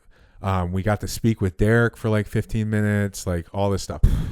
It wasn't until we saw Nick Walker. We went, what the fuck? In a polo walking by that we were like, we couldn't stop looking. What the fuck is that? Is that? Bro, like the arm sleeves were stretched to the fucking brim. He was in like a 6XL polo.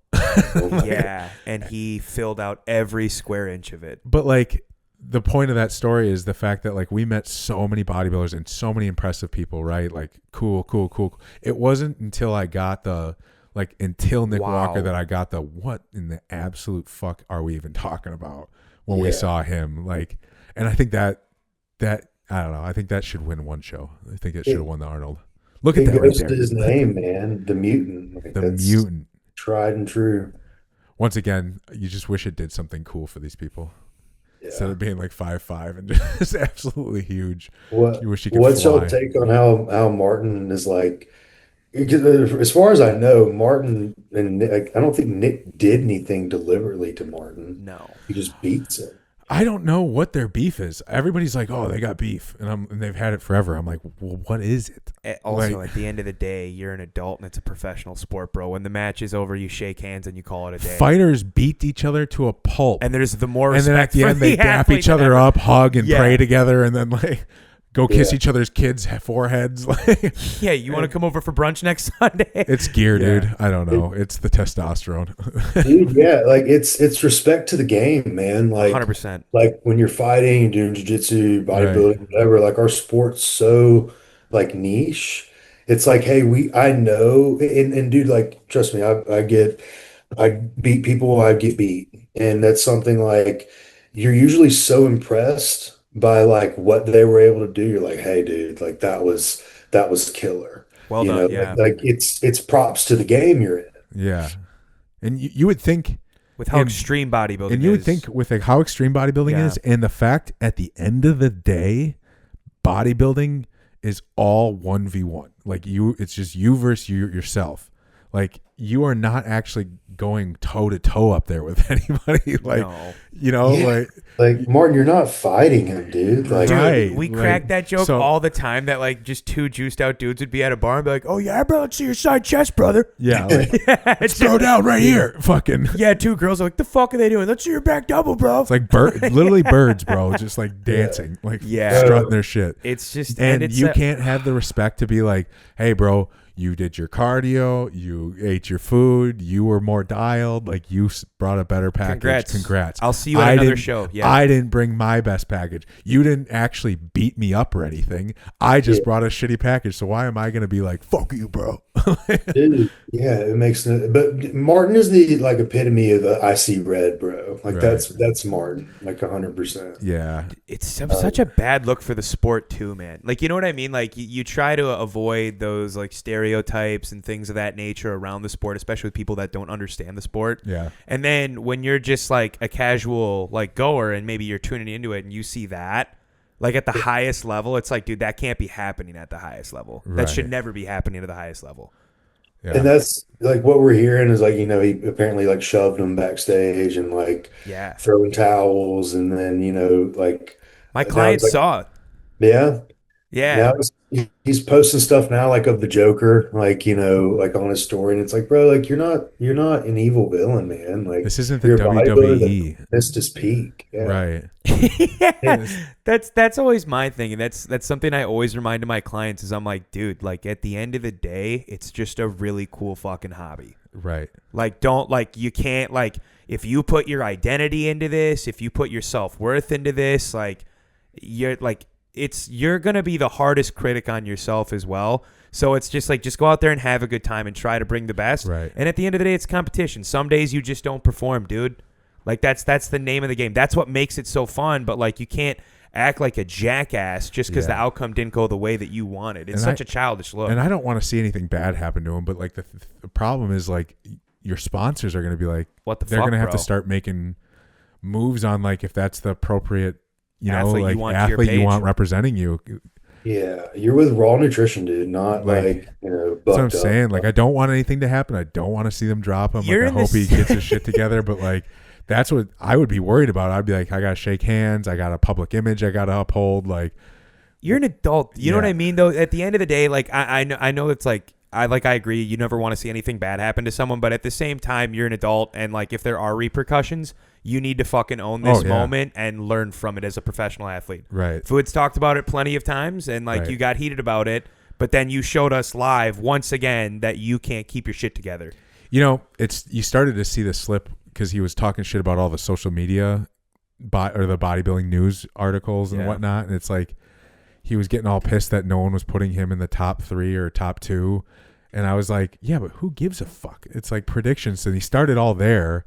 That's where all this beef started. And I think he almost put like too much pressure on himself too then. Probably. Because like they say, oh, he needs to have that like person he's fighting against to do well. But I'm like, then you also are just loading pressure on your shoulders because you're calling all these news outlets out for not putting you in the 1-2 spot. So now you're saying you have to be, or you're going to look like a jackass there too. Like, just bring the best package, dude. Just bodybuild. Again, just work out. Yeah, it's not that deep. Work out, eat your food, post your physique. you got so mad that they predicted exactly what was going to happen. Yeah, right. Like, Yeah, that's a great point. Right. You look dumb, dude. Like Right. it makes no sense. But yeah, it's a bummer to see. But Yeah. like, in watching some of his posing, like I was watching Seth and Ty's recap, and it was like during his routine, like there's like one person clapping.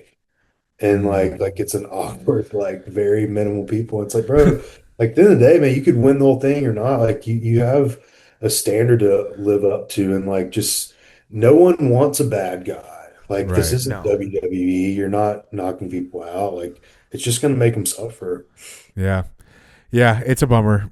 But at the end of the day, it was a really fun Arnold weekend, like to move off the fact that like Martin brought some bad undertone to it. I hope he does well. I hope he gets his mind straight. Fucking Yeah, you hope nothing but the best. yeah, like just lock in on bodybuilding, man. Come back around and bring a better package. But at the end of the day, the Arnold was sick this weekend. Yeah, it was Was great to fun have showing. bodybuilding back. Like Yeah. we had that lull where we were like, oh, break from talking about shows all the time and whatnot. It lasted forever. Like that lasted for Football ended at the same time, and I was over here just like, you got to be fucking kidding me. UFC's been keeping me alive, though. We'd get to Sundays and be like, so how's the weather? Like, had nothing to talk about. There's no sports, no bodybuilding. News was dead. You don't want to pay attention to the actual news. Otherwise, that's going to drive you nuts. Yeah. No movies are coming out right now. So it was fun to have something this weekend. You guys are into y'all are into like comics and all that. Are y'all into Mortal Kombat at all? Yeah. Oh yeah, we're fucking dude. We're pumped for that hyped movie. for the yeah. Fuck yeah, the dude from The Boys is playing in it. Yeah, and this is like, which was a weird casting. Everybody was that was like a Interesting. controversial casting for that role. But I thought the trailer he looked great. and the animation looks fucking sick. Like, I really hope they do a Mortal Kombat justice, because it is such a fucking awesome video game. It's so cool. Yeah. Apparently, well, you saw the first one, right? It was slightly cheesy, but because they went full video game with it, apparently they're doing like the finish him stuff. There's like the killer combos they're gonna bring in, like some of like the OG GOAT stuff. So I'm fucking hyped for it. Yeah, I was gonna say that looks sick. It's a good year to be a nerd. We got a lot of cool stuff coming. Say Invincible on March 18th. Invincible. I would just rewatch the X-Men animation. It got me super hyped for Invincible. I think I'm gonna rewatch season 3. Did you watch that?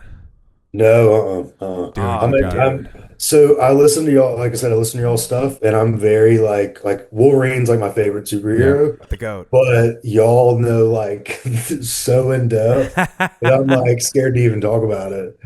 It's okay. You don't have. We can always teach, man. You can teach you me have- shit. We can teach you we comic always- shit. Yeah, I was We gonna always say, say bro. if you have questions, fucking pause us because we'll deep dive into it. We'll get whatever you need. whatever origin story you need. Speaking of Wolverine, so did you watch the X-Men 97? They redropped the animation on Disney Plus. Did you watch that? I watched parts of it. Yeah. Yeah. I got to the episode this weekend where it was like the scene where him and the blue dude that can like what's his name? Oh my god, the French accent dude with the sword and the tail. Yeah, that Nightcrawler. I got to the scene where him and Wolverine They go to work. are going to work. Wolverine's like, I got 6 reasons, and 3, all the blades come out, and then the blue dude shows up with 3 swords, one tucked in his tail, and he's like, make it 9. Yeah, and dude, they just go to work where he's teleporting and like fucking people up left and right. Yeah, throwing Wolverine. I'm like, fuck, I love Wolverine. Best character by far. Dude, I hope they continue building X-Men back into more of the mainstream now again. So were you a huge fan of Deadpool and Wolverine then? Yeah. I like Deadpool. I like how it's like comedy, but like I like more like the original X-Men. Yeah. Like it's a cool spin-off, and like it's fun. Yeah. But like if I'm going to rewatch any of them, I don't choose Deadpool. Oh, really? I love rewatching that one. I thought they nailed It's a that great one. movie. I do know you're talking whole like different serious thing. tone and whatnot. Yeah, I get what you're saying. I just thought they did such a good job showing like how fucking far those guys are willing to go with like the slicing and dicing. Because Logan, the movie Logan, did you like that one? Yeah, one of the best. That one they actually showed like the blood and like the craziness of Wolverine. But the one knock I had with X-Men 1, 2, 3, and then like the couple different Wolverine ones they did, They wouldn't. He'd be wouldn't show slicing shit. people up, and like people are kind of like hobbling around, and I'm like, yo, Yeah. steel blades just You just had vibranium rip through your fucking stomach. Yeah, you're not going far. But in Logan, they showed it. Like that first scene in the limo when he just slices all those dudes apart. Like It was crazy. wicked, yeah. One of the top 5 best. Yeah. I wish they would bring more of Gambit back in. I don't know. 100%. I think you're Channing gonna. Tatum is the role, Yeah, but- he's a dog, dude. He's a dog. In X-Men '97, that scene with the Sentinel and he fucking explodes the whole thing. Yeah. But I think they're gonna give him a way bigger role in Doomsday. I don't think it's gonna be way bigger, but I I think think you can give him he's more. gonna get Channing a Tatum role. was sick Yeah. too, so I'm a fan of that one. Yeah, I'm excited to see him in Doomsday.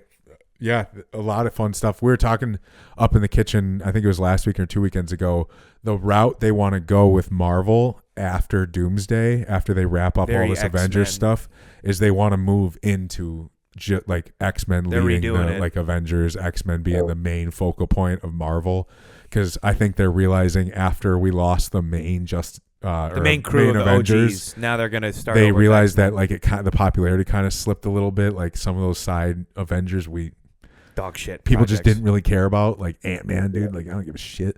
So like he doesn't need to be in my leader of the Avengers. So I think they were like, we're gonna go X-Men then because they are fucking dogs. Yeah, Yeah, they're because way better. Magneto's like one of the main guys fighting Doctor Doom. Yeah. One of the top dudes. Yeah, there's like rumor that those two are gonna have a clash, and I'm excited because I think they're gonna. I think this is obviously a tune-up to send all the OGs that you grew up with in the original X-Men movies. Like, hey, we're gonna let you guys go out in a fucking blaze of glory, get your camera time, beautiful send-off, and you're probably all gonna die, but as like a send-off, but it's gonna be sick because I'm a huge Cyclops Wolverine guy, so I cannot fucking wait for that showdown. From what I saw in like a leaked plot like theory was that the original X-Men are like they've killed like 3 or 4 timelines because they're trying to save theirs. So they're like going full savage mode, and then they run into the Avengers, and then they're gonna fight. And I'm like, let's give the old guys their last one last. Let old man ride off one more Let fight. Gandalf get one more in. Like, one more fucking brawl, dude. yeah, and then those old guys are just out there leaking it in interviews. No shit. They have no Giving idea. away the plot Have at no like idea 80 what they're years talking old. about. Yeah. Say, speaking of old dudes, what'd you so obviously we're fight fans. What'd you think of last night's main event? Dude, Charles Oliveira, man, like Dominated. yeah, and the casual fans are gonna see that and be like, oh, it's boring, boo, stand up. But like, and was it boring? Yeah, I would have liked to have seen him like try to finish a little more. Correct. Yeah. For the Round BMF, spot. I think it should have had to have been a That's- finisher or knockout. That's what we were saying last night, because I totally get you. Because our friend Brandon is He's just like you. he He's would love you. huge into He's jiu-jitsu. He's huge. he does jujitsu every day, all day. He's a yeah. coach of jujitsu only, like people. Yeah. And so he last night was so amped, but Lance and I just kept arguing with him in the sense of like, yes, any night of the week, any number Dominate. card, Get your W. I'm all good with it. On BMF night, I want a I want submission a phone or I booth want a knockout. knockout. Yeah. Or if you're gonna take him to the ground, choke them Go the for it. fuck out. Yeah. Like, but- There was a few opportunities he should have just risked it. He should have bailed off for an armbar. He should have tried a little more because he could have gotten him back down at ease. yeah. So yeah, I'm with you guys there, and I wanted to see Max pepper him up a little bit too first. Yeah. I don't think anyone was mad that Oliveira won though. No. Which crazy for him because we were talking about it last night. Like we were just talking about how like you had Michael Johnson out there. You had a couple others that were like their fight totals in the 40s, and we're just looking at each other, and I'm like, God damn, bro. To like it's one thing to have like 40 professional fights, but 40 professional fights in the UFC means you've probably got maybe somewhere in the range of like 10, 15, 20 amateur fights under you before you even got to that level. Yeah. Maybe like unless you're like a big name prospect at a young age, So we're like, damn, dude, these guys been fighting for a long time, and it's hard to stay at that level. And I was like, man. For Oliveira to get a win like that, though, against Max Holloway, who's still arguably number 2, number 3 in that weight class, I mean, pure domination. But I did bring it up to my buddy Casey's big into like gambling on the UFC, so we were talking this morning about it. And he was like, I agree. For the BMF, I think it should have to be either a submission or a knockout. Like there's no overtime in the UFC. Obviously 5 rounds for title fights only, but I think Dana should make like a kick-ass exception for that belt where it needs to be submission or a knockout. Y'all are going to go after it tonight. No round, round cap. No, make it a nice payday for the boys. But, dude, that would, number one, get fans incredibly excited. Yeah. And I think that creates a little bit more urgency to go for it because, I mean, you get to round 4 and 5, you're starting to play in deep water now. Yeah. Yeah. Like the defense starts to slip a little bit. It makes the belt just not make that much sense. Like, You know what I mean? Because it's like that's been the article I've seen all day. Is like it's a cool belt. Do we let the BMF belt die then? Because what's the point of it, right? It's just a belt for the baddest motherfucker on the planet. So I want, which I guess you kind of are. You crawled all over him, like. I get it, yeah, but at the same time, like, it's still not what you thought it was because it's been knocked. You need to make the belt interesting, in my opinion. If it's not a weight class, you have to do something a little bit different. With it. Right. I guess if you're gonna have that style. Yeah, Kamzat is the BMF. If that's the baddest case. motherfucker, Yeah. dude. Popping Robert Whitaker's fucking jaw in. Scariest human in the world. Crazy. Ilya could be the BMF. Yeah. Ilya probably should have gotten it after he, but like when you bury the guy that is the BMF holder, you probably should take the belt and the BMF title. Like I saw this morning the flashback of that, and they're like, just remember this was your BMF title holder. And it was Ilya and Max Holloway start going at each other, and Ilya points down in the first second. And Holloway the flag, shakes his head and does the flag and then backs up. I'm like, yeah, when you're the BMF, but you're afraid you're going to get your head knocked off by the champ, like Ilya's a different breed. I was going to say, did you get a chance to see the White House card preview? I was just about to ask you guys that. So Gaethje, I saw his comment today was... someone's going to get knocked out, and everybody keeps going, someone. Yeah, Ilya just lost his wife, bro. He's on a revenge Ilya's run, going to dude. come knock your fucking teeth in, dude. Ilya's going to murder him. I was pretty underwhelmed with it's a great card, but like we were promised it's going to be the best card ever. And Pereira Aspinall would have been better, right? Like, in my opinion. I want to know what really happened with John Jones and why they just didn't give. Yes. I don't think he ever is going to fight again. I don't think he gives a shit. I think he's making so much money. Did you see his tweet? Did you see him tweet though this morning? No, he was saying he was like, oh, so we he's like, oh, so we're not, like we were just never talking, huh? That's what I'm supposed to say. Oh shit. Yeah, there were conversations. Dana White did not like. Dana White usually is like the ultimate stroker of John Jones. Yeah. And in press conference interviews last night, it did not sound like he was very happy with John Jones in any manner. I wonder how much it's costing. Well, I think John would have been 20 plus. Yeah. I'm wondering if they didn't have the conversations that they said they did with him. Well, the big one was supposed to be if you leave that card as is and you swap Cyril Gane for John Jones. That changes that card immediately tenfold. You're the best heavyweight, the greatest ever. of all time versus probably the most entertaining fighter of our era, going head to head at a heavyweight bout. Yeah, so I mean, I don't. Obviously, I'm waiting to hear what happens, but I wonder if it's a price thing because I do know Jones is asking more than like. And I'm wondering how much the event is costing. So they're probably like, we can't even afford paying John Jones and with whatever like. Are they building a stadium there? I've heard it's costing about $60 million. And I wonder in comparison to the Sphere, how much? Because they said that was the most expensive UFC event they've ever put on. This has got to be more. You think more? White House, bro. Yeah. Because I think you have to build a stadium, right? Like, is that what they're doing? Are they building it there? A ring? So what I heard, because I follow a lot of like in the MMA insider people, and what I was hearing was there was something to do like with like just the foundation of the lawn. They're having to like do something. They're having to like. Well, yeah, because it's normally in a stadium, outside, so it's like you can fit 15,000, 20,000 people in there. Like, so I think it's going to be about 2,000. I think it's going to be about 2,500 people. Okay, so it's not going to be huge. No. Which is why as a fighter, that's probably not even necessarily what you want. Like, yeah, you're gonna hear like fighters weren't really cool. They're like, okay, you're gonna hear like a couple claps in the crowd like, after you're like. I don't think I'd want to fight in front of a politician either. You know what it gives them? Like, I wouldn't find any like true enjoyment from that. I'd want like the general public. Like the gladiators used to be like they were like slaves that they made fight and whatnot. And this gives very much that I was energy say, versus it gives like me Spartacus vibes of the TV versus show. like warriors, because like when they're in front of 10,000, 20,000 people, screaming like fans and they're like warriors. This is like weird rich pedophiles fucking being like, come fight on our lawn because we don't want. Like, I don't know, dude. It's a weird vibe. I say this all the time. We're closer to the purge than we are not.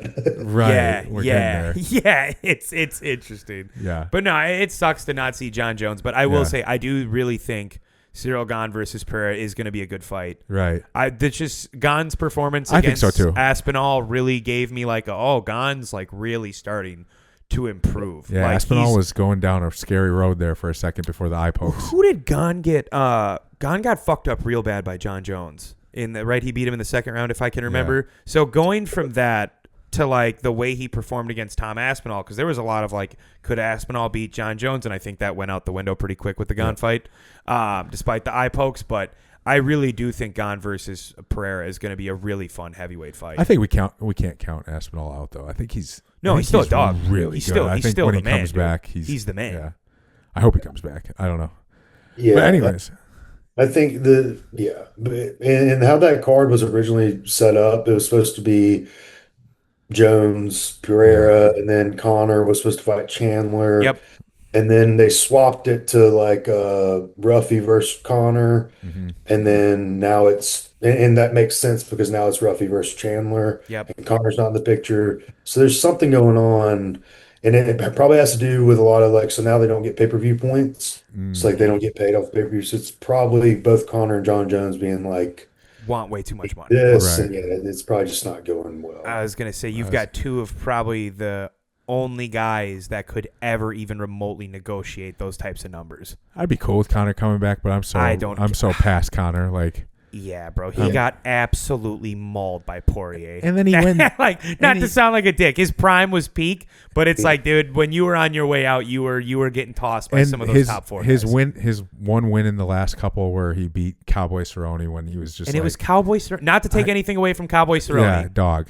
But you were a two-time double champ. The old man was like Cowboy Cerrone. One fight away from retiring. Yeah. He just bro. Shoulder. Remember, and that was the famous was a where he brought fight. The shoulder. That was in Alabama versus like a D3 school spring game, 66-0 right win. That's what that was. That was a tune-up to get Connor back. Yeah, that's what that felt like. Did y'all see Francis Ngannou's now a free agent? Really? Oh, yeah. He's done with that boxing contract? He's done with the PFL, yeah. He got fucking paid. He's never coming back to the UFC, right? Like, dude, I don't know. Like, I think the money he got. With TKO being involved now, though, like, I think they brought Brock Lesnar back after like freaking all those allegations. So, God, I guess.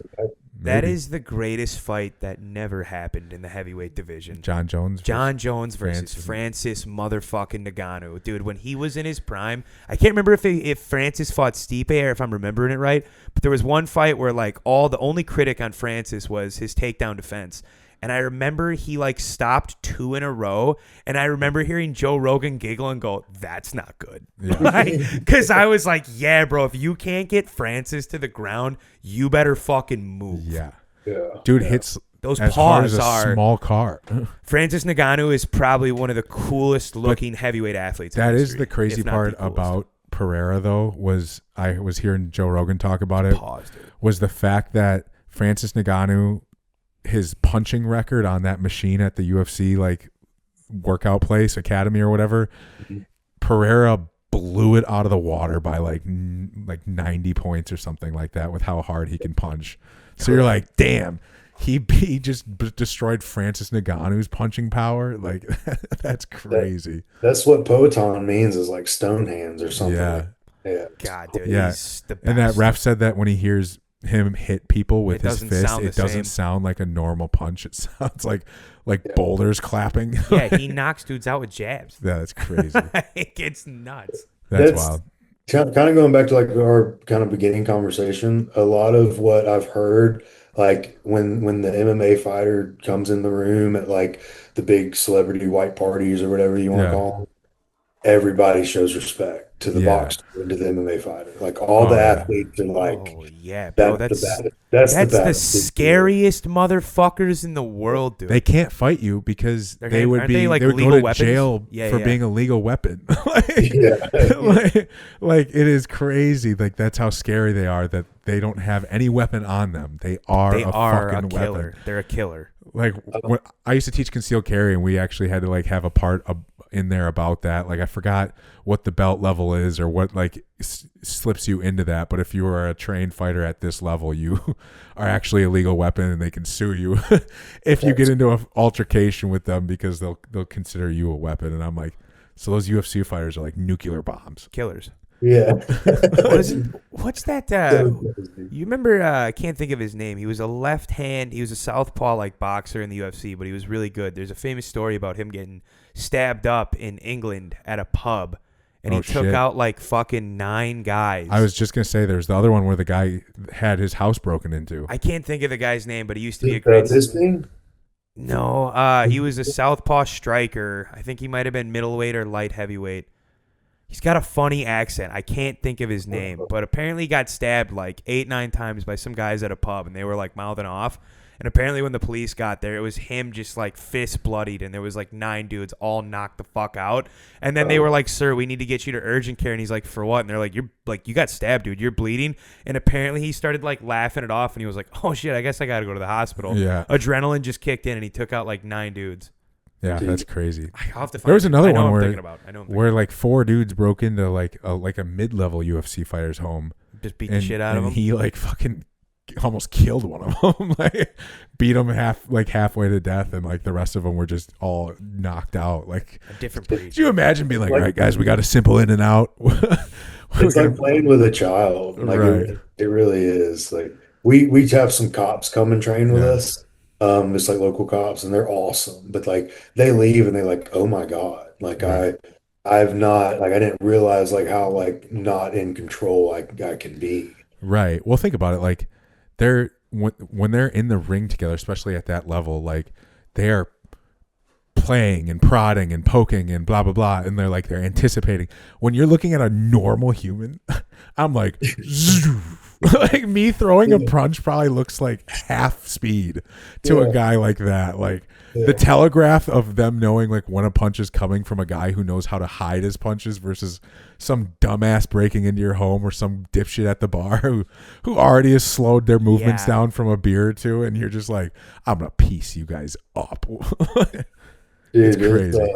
Yeah, working security, like I said, that was before I was full-time coaching. That was what I did. Yeah. I worked, Oh shit, for real? yeah, I worked on like night security, and then I would do like some private stuff for like a couple just Nice. like owners or stuff.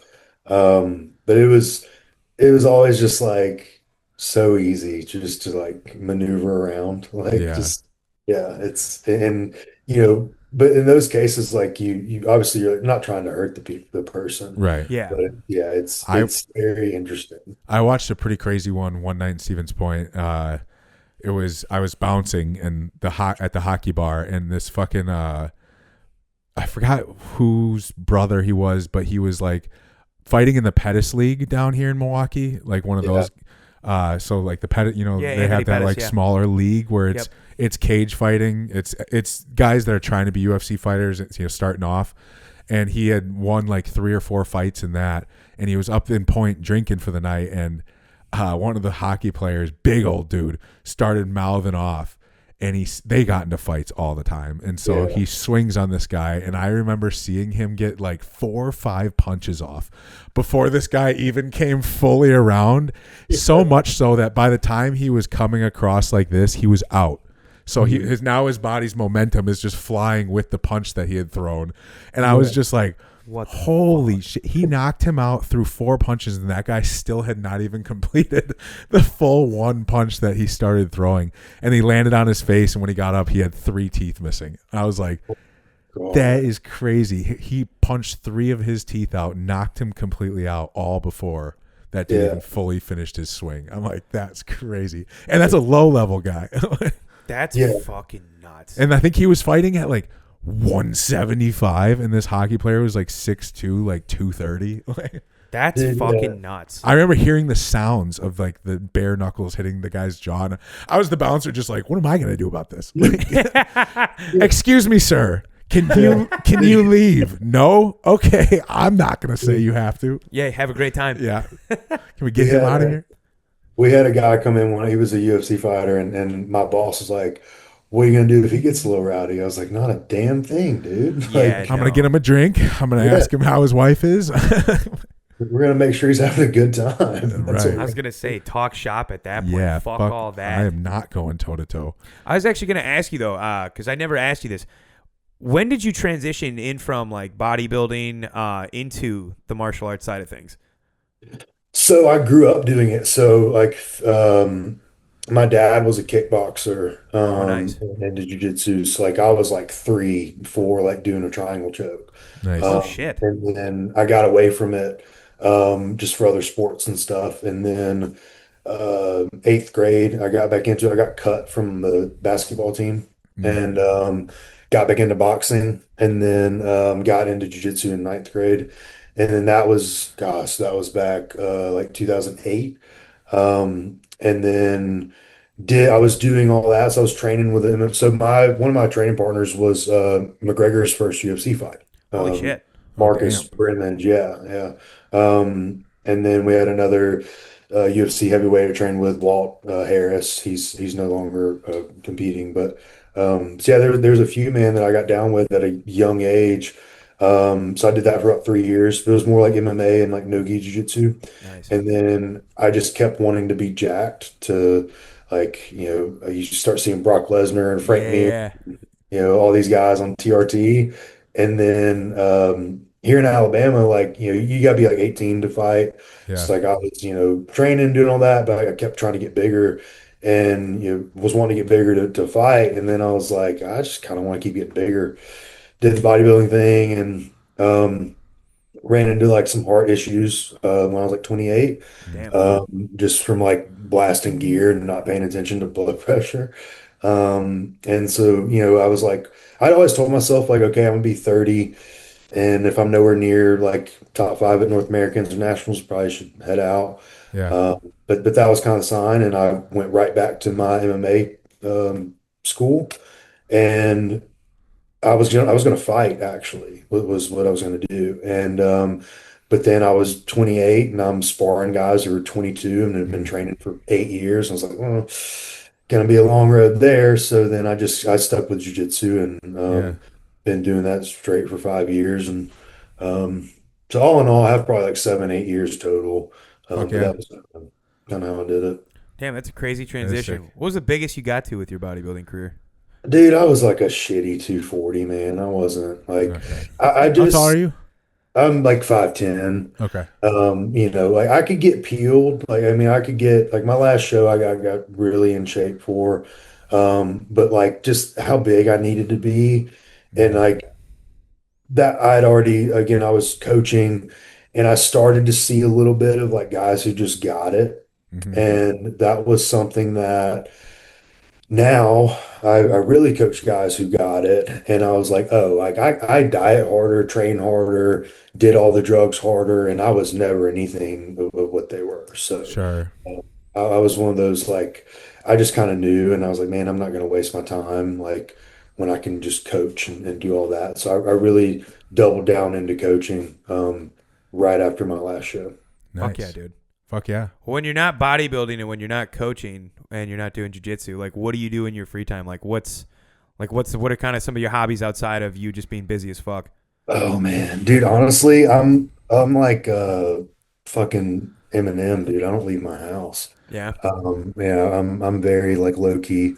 I love cars. I love driving fast cars. That's probably like a hobby. Go to the gun range, do that. But I'll be honest, man. Like I train every day. Either it's jujitsu or weights, sometimes both.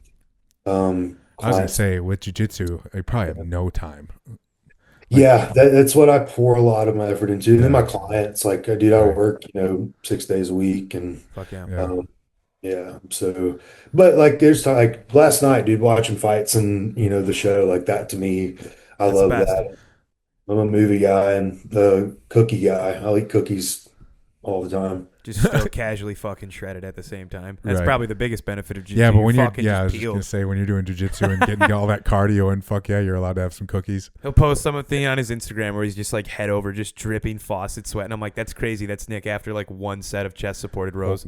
Dude, Yeah. one set of chest support. That's him coming out of the bathroom before his work. Yeah, it's his Every pre-workout time shit. he shows up, he'll show up, throw the bag down, mix his pre-workout, smile and yell at like 4 or 5 people, disappear for 35 minutes, and then come out of the bathroom sweating. And I'm like, dude, Like, bro, what'd you do? he's just in there just squeezing it out, Yeah, fucking just dripping. fucking- And it's freezing in the bathrooms because they're like not heated. So He's a fucking it's one of a kind. truly Dude, is. yeah. He's My coach is old school, man. So we turn the heat on like with Yeah. 84, 85 degrees in there. Oh, damn. Full gi. Yeah. That's what it should be, though. I turn the heat on every day because I'm like, let's get this into a sweat lodge. Like, we're do coming to turn the work heaters on out. at the gym. Let's fucking get sweaty. And everybody turns it off, and they'll be like, it's too warm in here. I'm starting to sweat. I'm like, it's the gym. Yeah. Yeah. My biggest pet peeve. There's some fucking dorks at our gym. And my biggest pet peeve is when I see a dude standing with his shirt like this in front of a fan.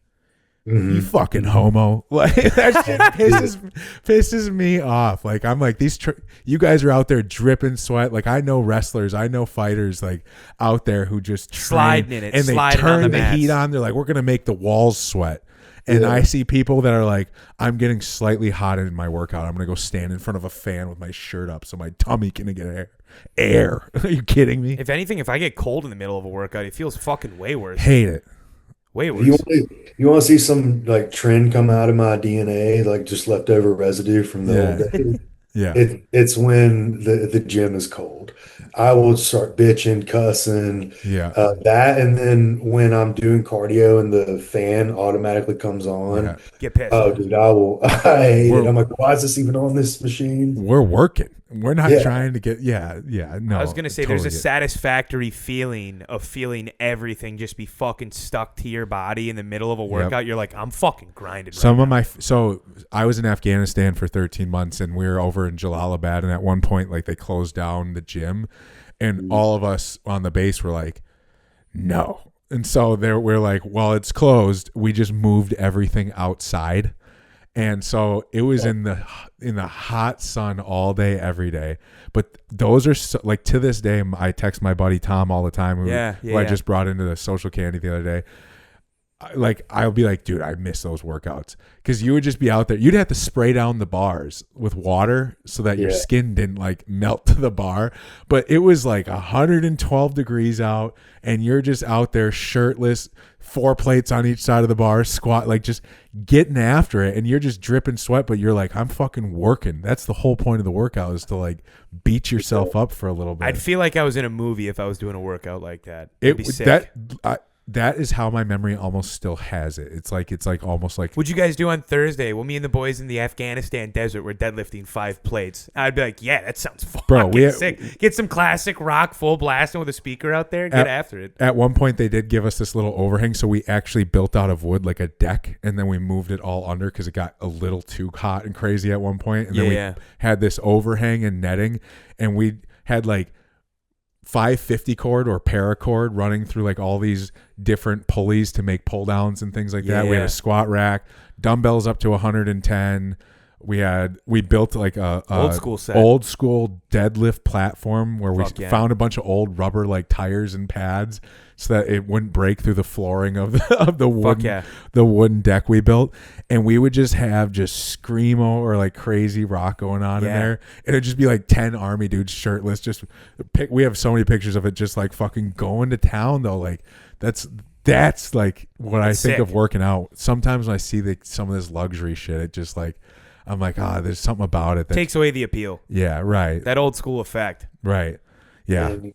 Dude, and mad respect for you for doing that, man. And it's guys like you who preps should be easy as fuck for. Because, man, like you're overseas, like fighting for our country, like this is a breeze, you know? Right, and that's what I tell Nick all the time, like militant. That's why when I was going head case earlier this week, that's why I was like, we always talk about not many people can self-reflect.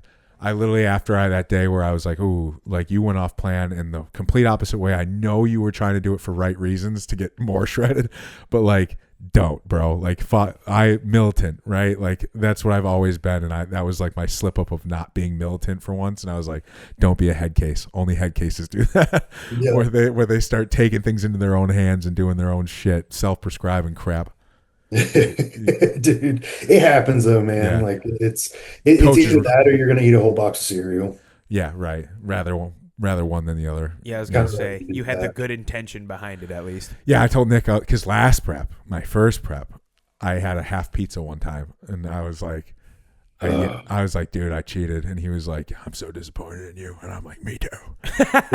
And then this time, I was like, at least I texted him at the end of it. I was like, well, at least it was not a half pizza; it was an extra hour and 15 minutes of cardio. Deplete yourself to death. Yeah.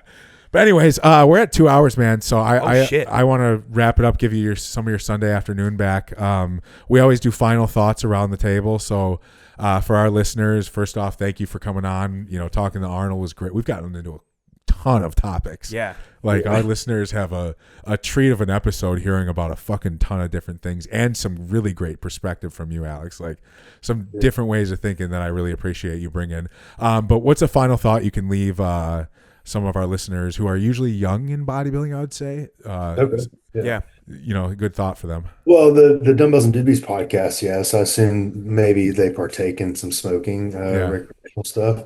I would say smoke before bed to ensure that you can get some good sleep. That'd probably be good advice. But no, man, like for those guys listening, look, like, you know, it's you take you guys, y'all are real examples of what competing is. Like you both guys, you have a full-time job, you dabble, you have coaching clients, you have a lot going on in life, and you can still be successful, you know, like Devo, whether you turn pro, you know, in May or not, like whatever, like your life is still going forward and is successful within the fitness industry. Right. And it's something that I wish a lot of people would take that away from. Like, you know, I'm not a pro by any means, but coach pros, turn people pro, and work for, I would say, the best, you know, educational company out there in J3U. Absolutely. Like, 100%. You can make something of yourself in this industry just simply off of loving the game of bodybuilding. Right. And